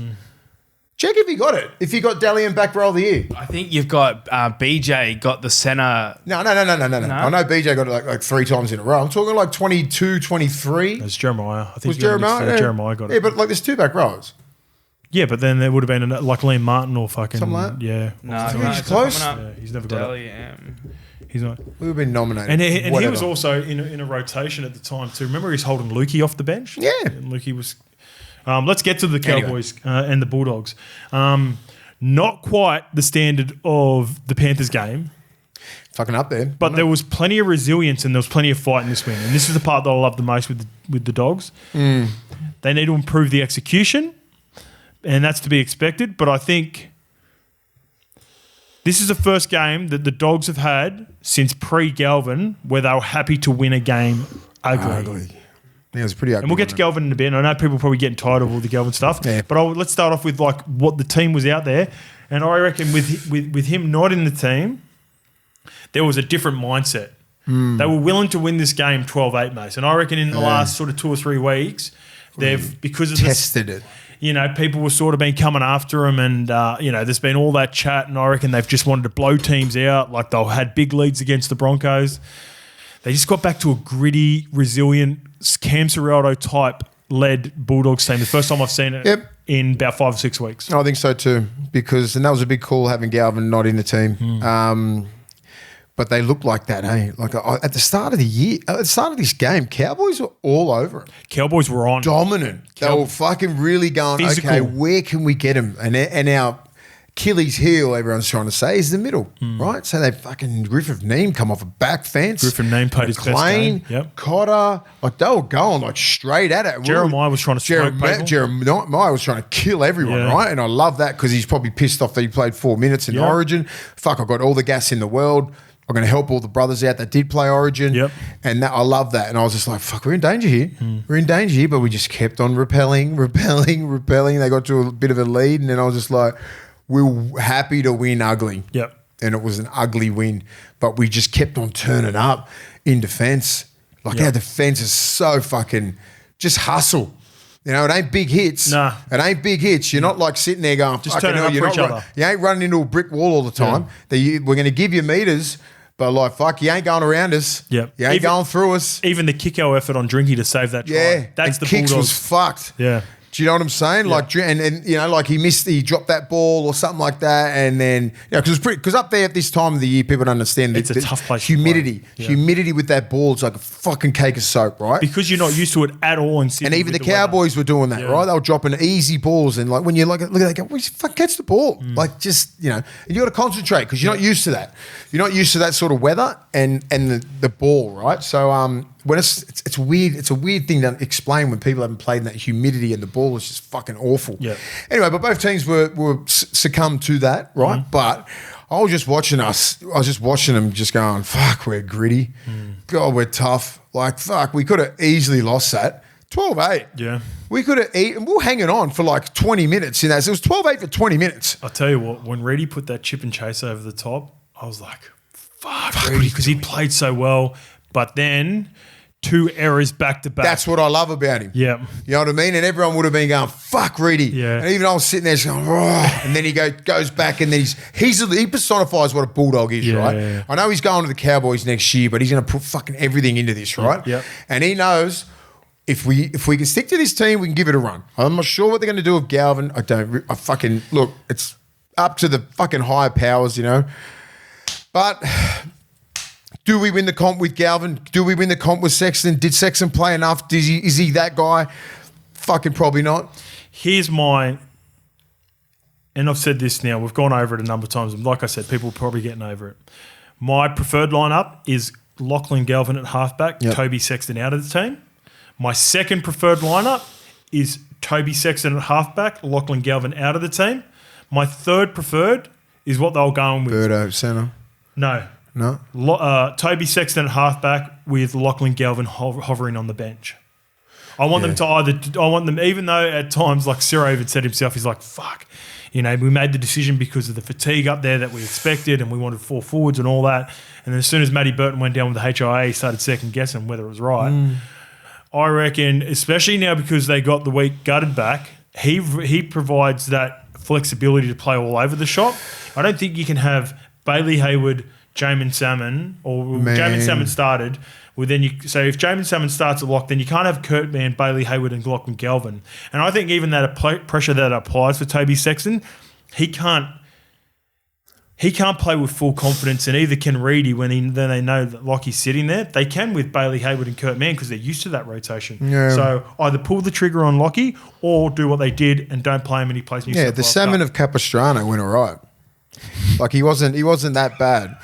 He passed the ball. You get that genuine laugh like that. When he was in there and he took a little bit of pressure off Sexton. He was in there first receiver and all that kind of stuff. He does, mate, because he communicates. He organises defences. Yeah. He doesn't do things that are fucking outrageous, right? He doesn't hit ridiculously hard. Did you see Jeremiah lick him? Yeah, he fucks him up. Like he's not the strongest runner, but you know what he is? He's a great communicator in defence. Yeah. He can take pressure off. He's fit as hell. He's an energy guy. Yeah, he's an energy guy. And he gets everybody going, puts people in places. So, like, that's what you got to do sometimes, right? And you need one of those guys. But what do you do with Galvin? Like so obviously, fucking what's the name? Fucking Sexton. Sexton's gone, right, at the end of the year. Mm-hmm. So it's like we're in a window where we want to fucking win now. It's a win now competition. It's open for grabs. And are we better with Sexton? I think Ciro showed his cards. I think he's going to give him 1 or 2 weeks and then he's fucking making his decision. Okay. I think that because you probably need about a 6-week run into the semis, like we said. Do you agree with me? You don't want Lockie hovering on the bench while he's trying to figure out. No, I don't want him on the bench at all. I want him to start. Because you've made your decision with Sexton and it's not like, you know, and you had him last year and everything like that. So it's like, okay, well, you know, rip the Band-Aid off, like as you said, put Galvin at 7, but give Sexton a fair chance, right? And if injuries happen, which they always fucking do, then just you bring him up. But you've got to give Galvin 6 weeks at halfback to run that fucking team. Bulldogs versus Dragons this week. You're not going to make a change, are you? I don't think so. And then how many rounds we got? 6? That's round 21. Yeah. Yep. And then change the reins. All right. That's what I think's going to happen. Yeah. Or do you I don't see a world where they just go Sexton, and then just wait for a Sexton to get injured or some shit like that. If they blitz the Dragons. Yeah. Or it just say it looks like it was 10 rounds ago. That's going to be hard. You just got to keep rolling. Yeah. Solid day. We talked about him at the start. He was close to my young buck, Jethro Rinakama. You can tell by Ciro's presser that they love him.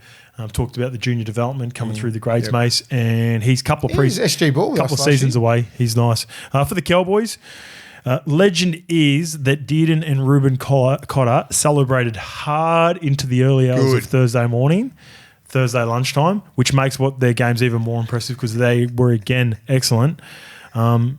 Tommy Dearden shot and Viliami kick out. That's not normal, Mace. No, it's not normal. No one hits kicks like that. It's not normal. I thought it was a try. Then I was like, then someone gets up, little strawberry blonde hair, little strawberry shortcake, just gets up and just folds him. And you know what? They got to play Thursday this week as well, and he'll play. Of course he will. He's a dog. If you, we've talked about Katoa and someone like Nath and where we've, I'd love to line up with Tommy Dearden every week and just fucking. There's this Cowboys team, and there have been reports that Toddy Payton's under the pump and it's resurfaced and he's got to finish off the UL. But if they can somehow get a couple of wins, they stick with Toddy Payton, I think they're going to reap the benefits of this year. Yeah. There's a team that's, you know what I'd go? You know who I'd go? And I thought about a tactical change.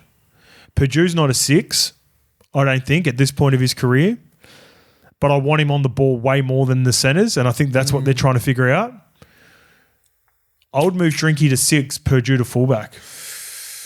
You're worried about Drinky's defence, aren't you? No, not really. I think it's picked it up. I mean, maybe in the front line, yeah. He's all right. He's just improved his defence at the back, positioning guys, right? Yep. That's totally different than a back row running straight on your inside shoulder, outside shoulder. Like, he's not a good defender. He's good. He's just become okay at fullback. Yep.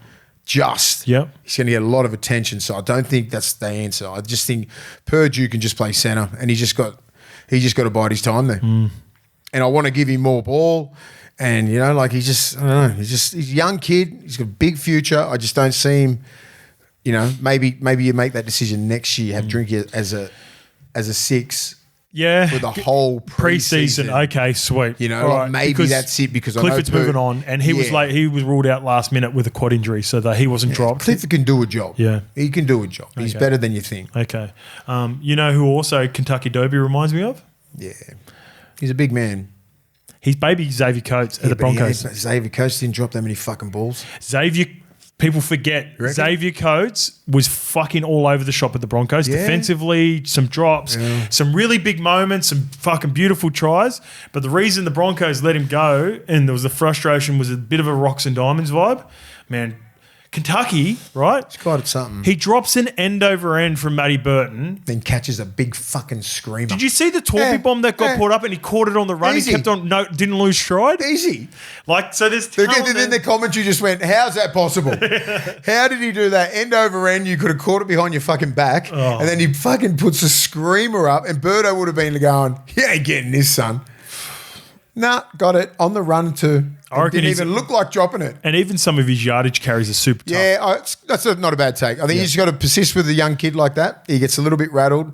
But, this is what training's for. I expect him to be just fucking non-stop catching bombs. Yeah. And that's what they do. Yeah. It just pressure gets to you, and sometimes, the ball gets slippery. But he makes some mistakes. He's just like, what the fuck are you doing? So actually, I will correct that. Darby makes some, unforced errors and drops the ball. When he dropped and kicked it out. I think baby Xavier Coates at the baby Broncos, it was more Brent's. It was always bad reads. Yeah. That was the problem that he struggled with. So yeah, and Darby, Terence Trent D'Arby does make some bad reads as well. Yeah, he does. He's like, you just got to persist with him. You got to coach him. Yeah, that's all it is. It's his first year of first grade. Yeah, you have a look at Lottie Takiri's first year in first grade. It's a fucking joke. I think he got a game or two last year, but he was dropping balls and everything like that. So these wingers, when they first get shoved into first grade, it's fucking hard. The only winger I've ever seen just go fucking come from nowhere and absolutely dominate is Izzy. Yeah.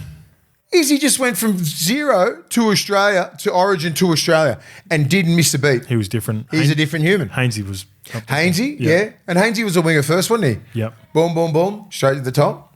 But those two guys were they started on the wing because they were always going to be freak fullback centres, whatever they're going to be. Because a fullback would have been good at that time and you couldn't put him because of a high-pressure game at those positions. Wing, easy. Not easy. It's getting harder, right? Because of the play twos and everything like that. But Darby's got something. Otherwise, he would not be in the team. Yeah, for sure. All right, let's get to the Warriors 34-14. I need you to help me out with this one, mate. I was doing radio yesterday and we had this on in the background, but I was sort of just... but no notes. I caught... Yeah, no notes for this. Okay. Yeah, nothing on this game. So just your... Warriors fans, I know you're probably going to be disappointed. It is what it is. When I'm doing radio over here for SEN, I was calling the Broncos game later on, and we just had both the Panthers game and the Warriors game on the background, and I could just see moments and tries and stuff. But just tell us how you thought sort of Tanner Boyd went. That's the big question. Tanner Boyd went good. Yeah. Because at the start of the game, they scored first quite easily. It was probably in the first 5 minutes, it was like a first minute, Jarrell Skelton scored. Basic shift from the right side of the post, block, this, hands, fucking Dewey in the corner. Yep. No, Skelton in the corner off Dewey. Dewey played outstanding. Yep. And I was just like, fuck, what are you doing? And that was just communication. That was their middles not working. It was just because they did not have the numbers. It was just man on. Should have shoved fucking Skelton out, but they ended up coming back. Yep, so they fought back, got to a good lead. Yeah. Obviously, Chanel scored a couple, but did Tanner Boyd, it was a different... Tanner Boyd was good enough to go, he didn't look out of place. Yeah, gotcha. His kicking game was outstanding. His goal kicking was good. His defence was good. Yep. So it's a person that he just didn't look out of place. I seen him come up with a couple of good one-on-one tackles on the back row. He's a good defender. Finu ran a couple of outballs on him. Gets his body in front, does everything right. But there was another couple of players, like Dallin. Yep. Outstanding. Yeah. How did Tuapiki go at fullback? Good. Yep. Good. And it's a good choice having Tuivasa there on the wing and then Dallin the other one, then him in the middle. Didn't miss any tackles, didn't miss any high balls, was just safe as a bank. He's supported through the middle. Tuapiki and Kinney are similar, aren't they? Low energy, half energizer bunnies. You know what I mean? But their forwards, Fish really stood up. The Tigers were okay in little moments. You know, their best players were probably is Dewey. Dewey's played outstanding. You know, he's just scoring tries and he's just he's putting that sort of side on his back, right? Luai was all right, you know, it was... I seen in the comment section some of the Warriors fans were starting petition for Lecker to stay on the wing so he could score that try. That try at the end was terrible. It's something that the Tigers didn't need. Yeah. Lecker was outstanding. Aaron Clark, again, nice tip on for Chanel. He's playing well. They're playing he's the most improved player in the competition, Aaron Clark. Chanel was a problem, right? He's right up there as well. He pushes up and he hits holes he's a fucking Nikora. He hits like that. And they played that really good shape, looked to the right, and then you had, I think Lecker ran that lead for... Aaron Clark out the back. Clark out the back. Play short to Chanel. To Chanel, just to push up and that and everything bad defence. They had about 8 people around the fucking markers. Terrible defence from the Tigers. But you just look that way, come out back this way, and I'm just like, wow. That's a good play. What about offensively for the Tigers? Was there any rhythm shown by Latu and Jerome outside of that first try? That first try looked nice because I seen the replay of it. A couple of tries they scored quite easily, and you're like, how did they score that? It was pretty bad defence, but it was good attack. A couple of solo efforts from Dewey looked like as well. Yeah. When he just ran a couple of tries, he just ran straight through the middle. The second try through the middle looked bad for the Wars. Yeah, the Wars would have been pissed off at that. But I think they just had a little bit of a lead on them, and they just didn't. No good defenders. I think they went through Jackson Ford. I think it was maybe Egan, something like that. Just fucking straight through. And I think they underestimate Dewey. They clocked off. Yeah, they clocked off at the back someone end of the will game. get him, or someone will be a low tackle, and he's quite strong. But I think... How did Terrell May go? I was hoping he would have had he wasn't outstanding. 18 for 137, 58 posts. Basic. He just did his job. 35 tackles. Bolle did his job. There's not much you can do when you're getting dominated in the middle. He's just going to do his job, right? You got Fish there. You got Jackson Ford. Who's the 13? I keep forgetting his name. Fucking Aaron. Aaron, he just goes hard. Yeah. He gets right under the ball. So, guys, when you run at Aaron Clark, he's just going to snap you short. Yeah. You know what I mean? He's so hard to tackle too, he's so hard, and he just runs off the line. Near Cora was outstanding on the right edge. Yeah. Laban come on. They were just, it was pretty good. It was a good game. Okay.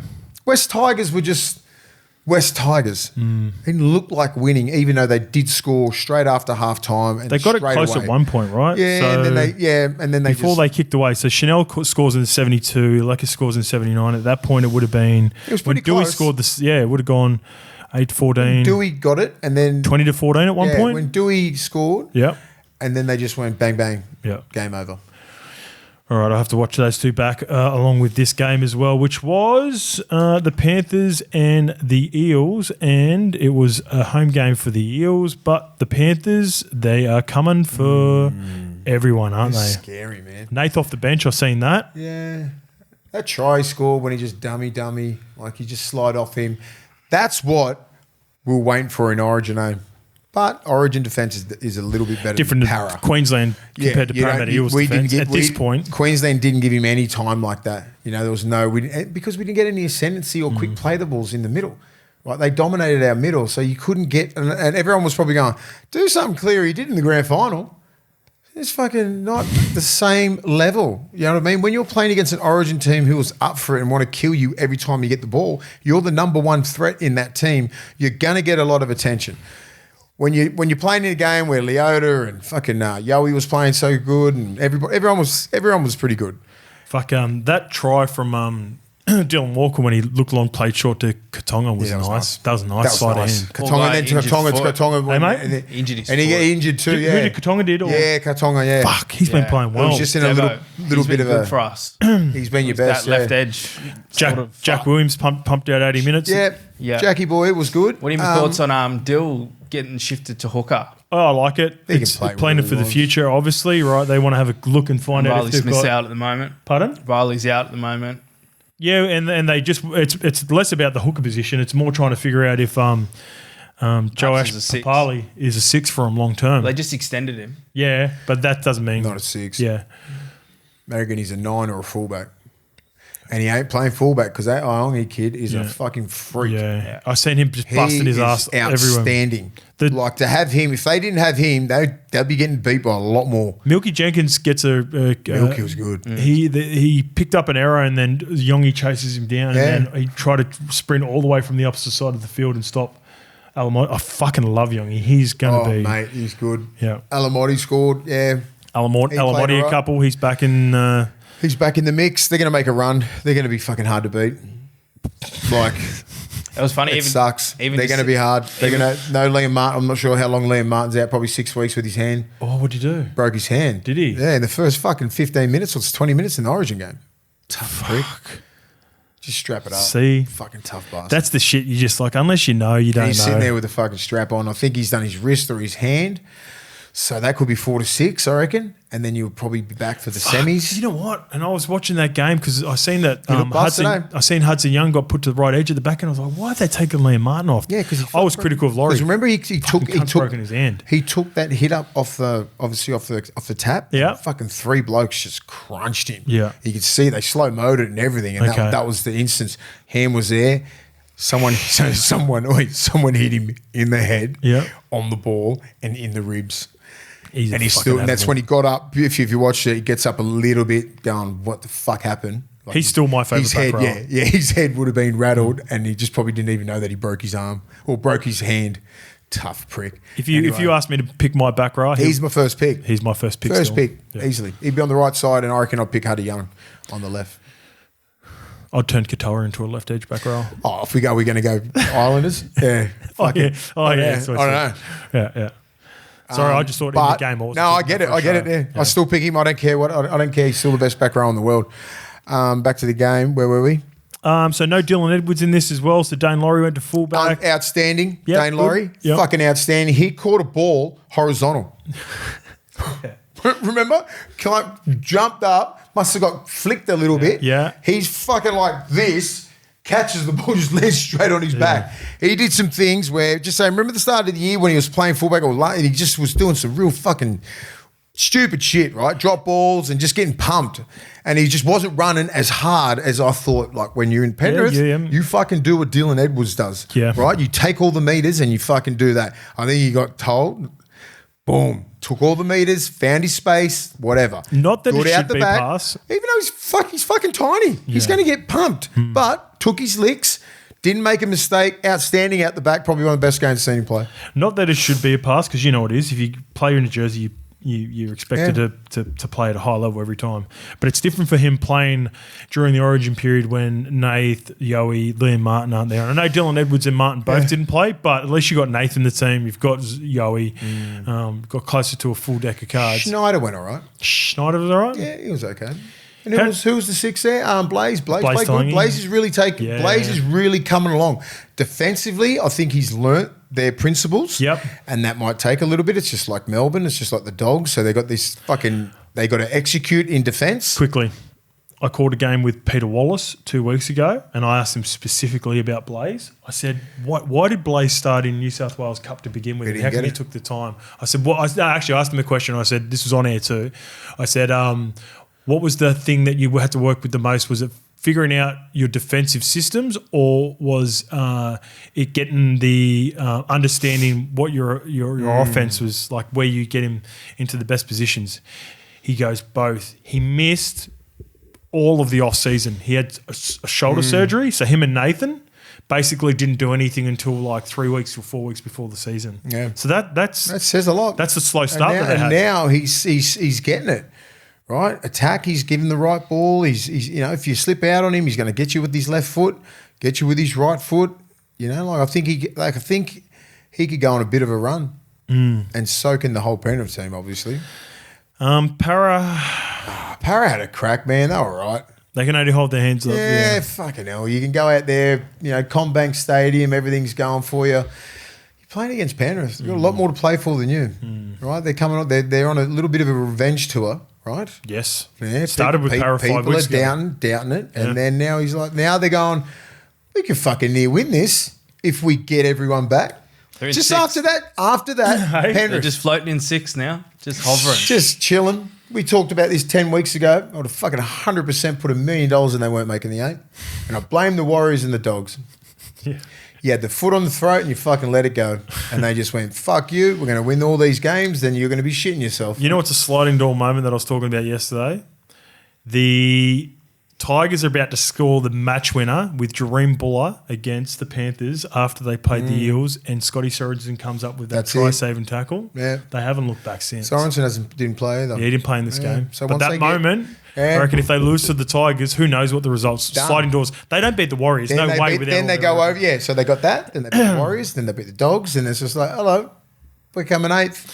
They could get into a position, right, where they're not in the top 4 and Ivan can go, we're locked into the top 8 and we're not going to be getting the top 4, have still given the opportunity to take the last round off and then front load into trying to win 4 games. Nobody care. I don't think they care where they come from. Yeah. If they're in the 8, 6, plays 8th, fucking out.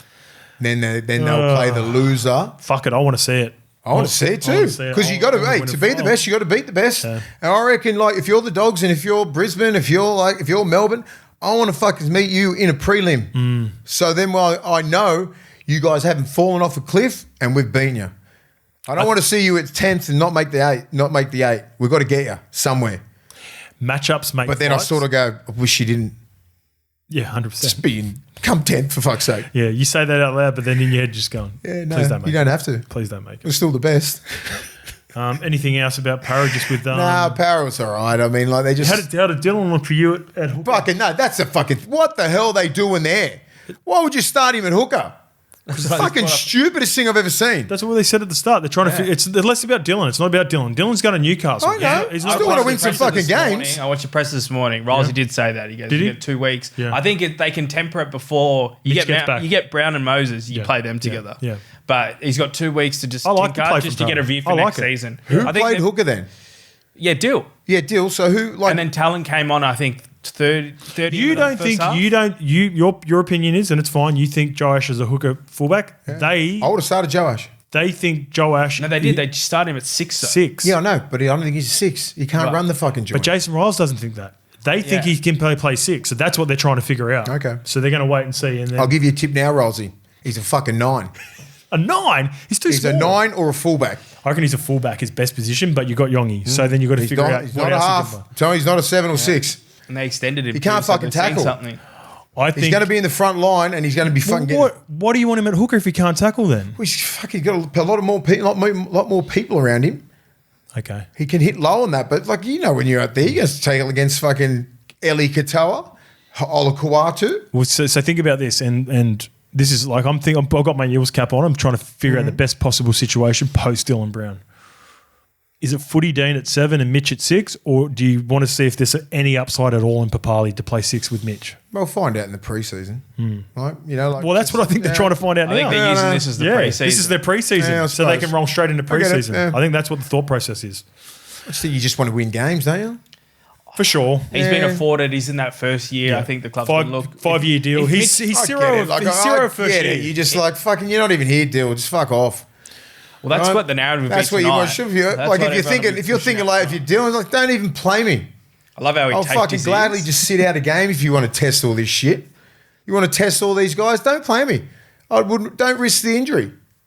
No, just go start. That's the interesting thing. Yeah, that's what I mean. Don't put me at hooker and fucking play me 20 minutes and then take me off and then put me in the last 6. I don't think that's Dill. Dill's a full-on... 100%. I know that, that's not his character. Saying, don't just if you want to test everybody else out.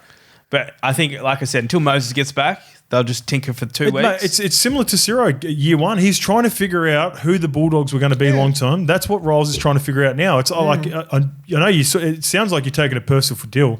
I think Dill fully understands. I think it's been communicated really well to Dill. I just wouldn't want to play hooker. It's I know. It's the hooker part This where is I'm the like, problem. put me at fucking wing. I get it. Like just somewhere else but Centre. hooker. Centre. No, Like, they've get got me- a good outside backs. I That's the know, but problem. like put me.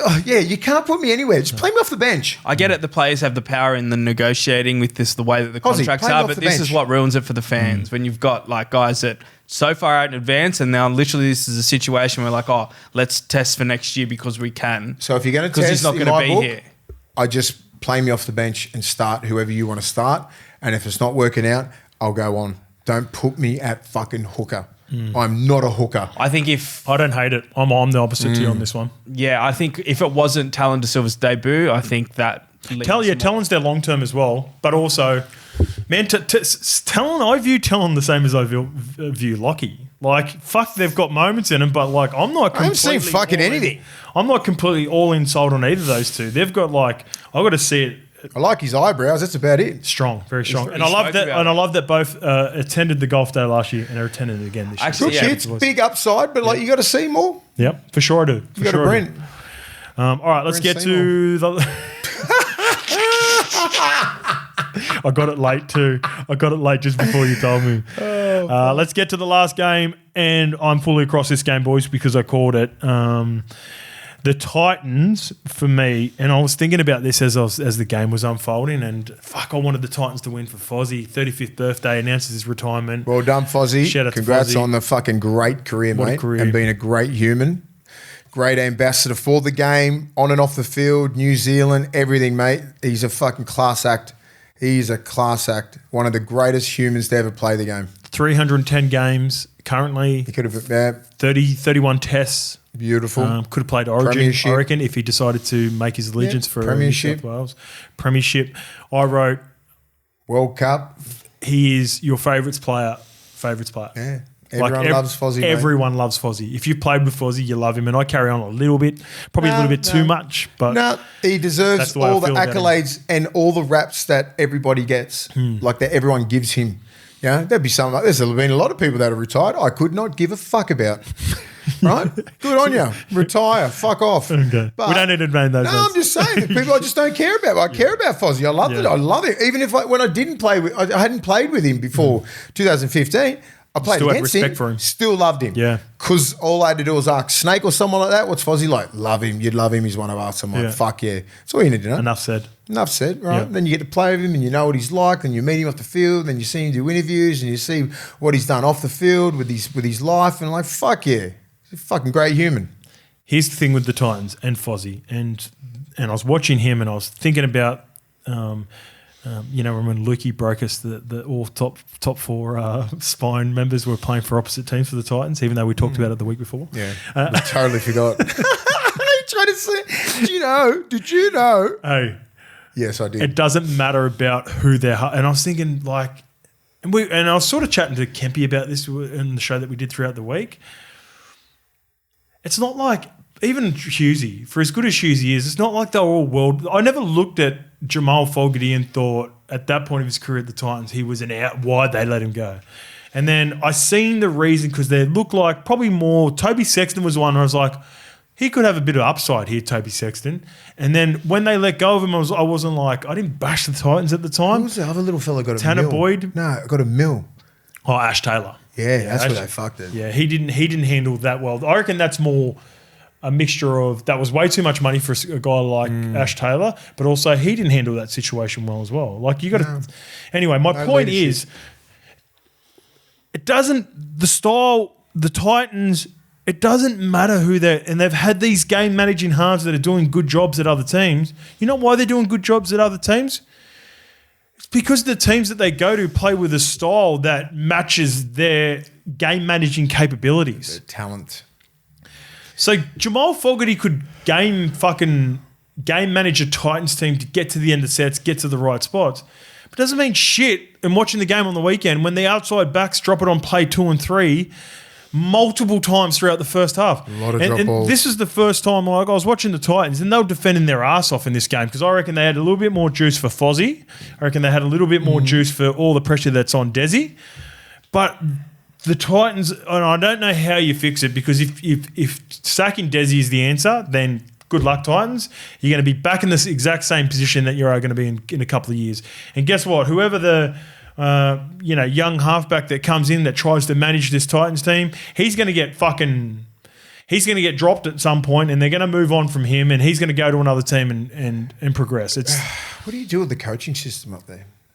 What do you do, and who would go up there? It's like it's got to the point where it's like, I don't want to fucking coach there. Do you know what I mean? It looks like that much of a basket case.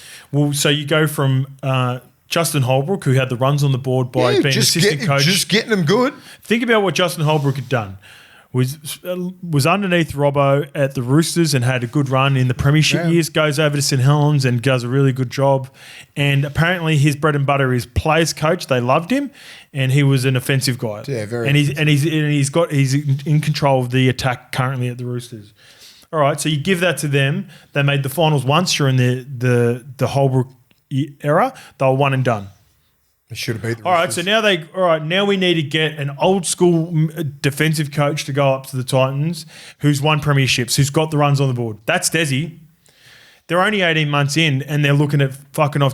You're dictating, the players are dictating and the style of play. I think you need to look at the recruitment and the makeup of the team. Recruitment. Pathways, like that has to be now. You cannot keep buying. Because those are completely two different coaches. Desi, for as much as I know that players have loved him, they always said he was a bit quirky, a bit weird. It wasn't like a full player-to-coach relationship. No, I think the only person that would have known him was Foz. And everyone else would have been going, I'm scared shitless of this guy. You know what I mean? Because Fozzie knew he's known him for like fucking years. Fozzie gets him. Yeah, he would because and a lot of that generation do. But like these young kids, do you think Tino gets him? Do you think Brimo?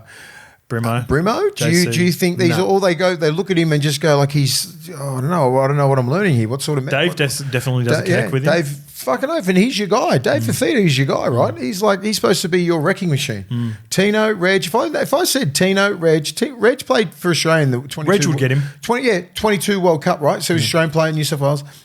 Tino, Fodawaker, Dave Taylor, Fermor, all in one pack. Dave Fafita. And you get Taylor. David Fafita, yeah, and you're still getting fucking dominated.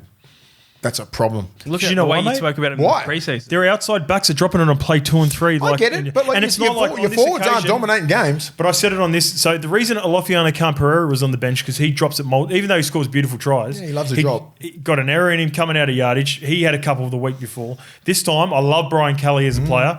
On this occasion, it was him. Yeah. Jojo Fafita was their best outside back in this game. 3 or 4 weeks ago, it would have been him.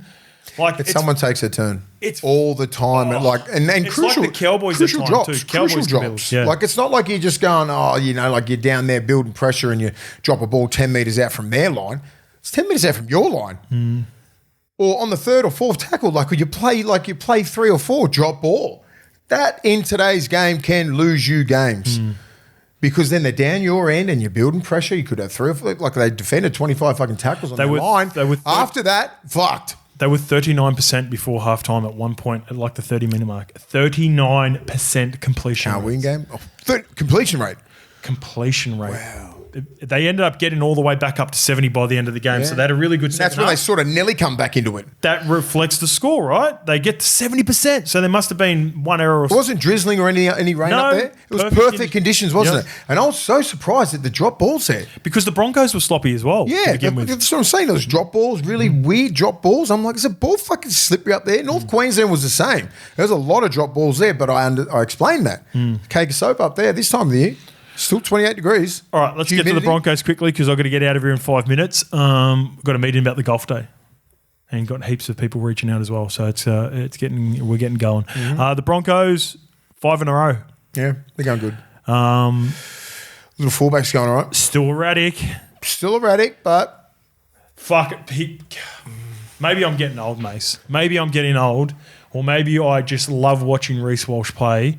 But can you not do a fucking double cartwheel fucking backflip after you score a try when you're 4 weeks back?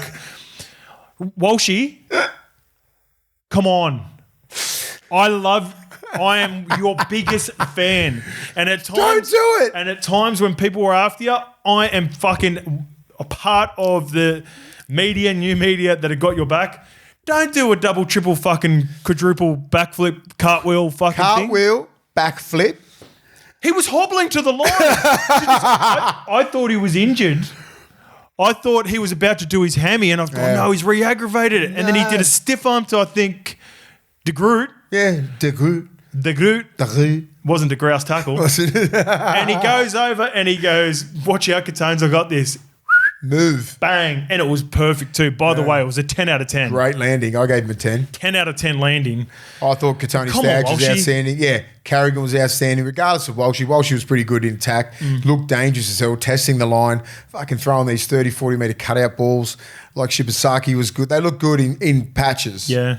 But not an 80-minute effort. Yeah. There's a couple of times where they put kicks in and it was just like, the only players were there were Broncos. Even Walshy, like putting things scored. in that, and it's just like fucking. He does some stupid things sometimes where you're building pressure. A little bit too much gas on some of these balls, but like but Brent and Ezra with their kicks, it reminded me of the Sharks game. And this is what I said during the call. I said they're missing their kicks, they're missing the finish in the end of the sets.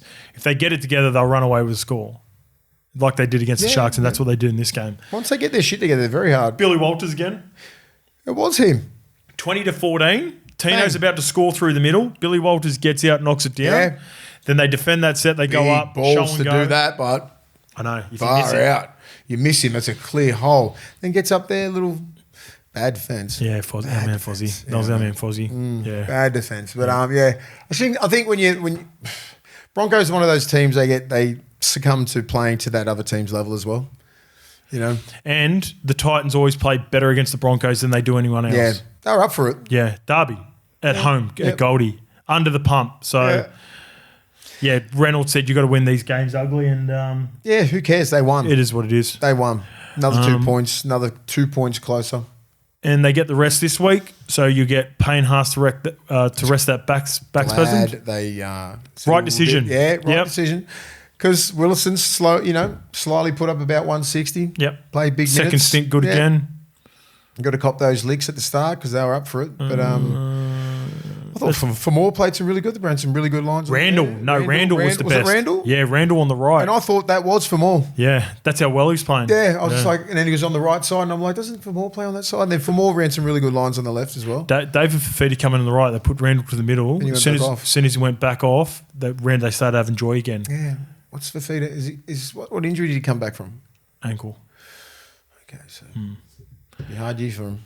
All right, let's boys have a good trip in Vegas. See you later. You'll be seeing me in Vegas. Plenty of content on the way. And next week, so Thursday's preview show will be you boys, and then we've got Grubby will be on next week with me to review the games because I don't think you're going to be watching that much footy over the weekend, mate. I was just checking out all the time zones over there. So Fuck 3 the time p.m. zones. Super Saturday kickoffs, 8 p.m. the night before in Vegas. Oh, you're a That's chance all to watch right. a few. Yeah, maybe we'll try and watch the game with Kempy, do some content Okay, on that sweet. Saturday Arvo. Sweet. Because we got to do the Super Saturday cross then anyway. Me and Grub will take care of it though for a review next week. But it will be on the Tuesday morning. Tuesday morning, yeah. A day later. So We'll tell everyone on Thursday. All right.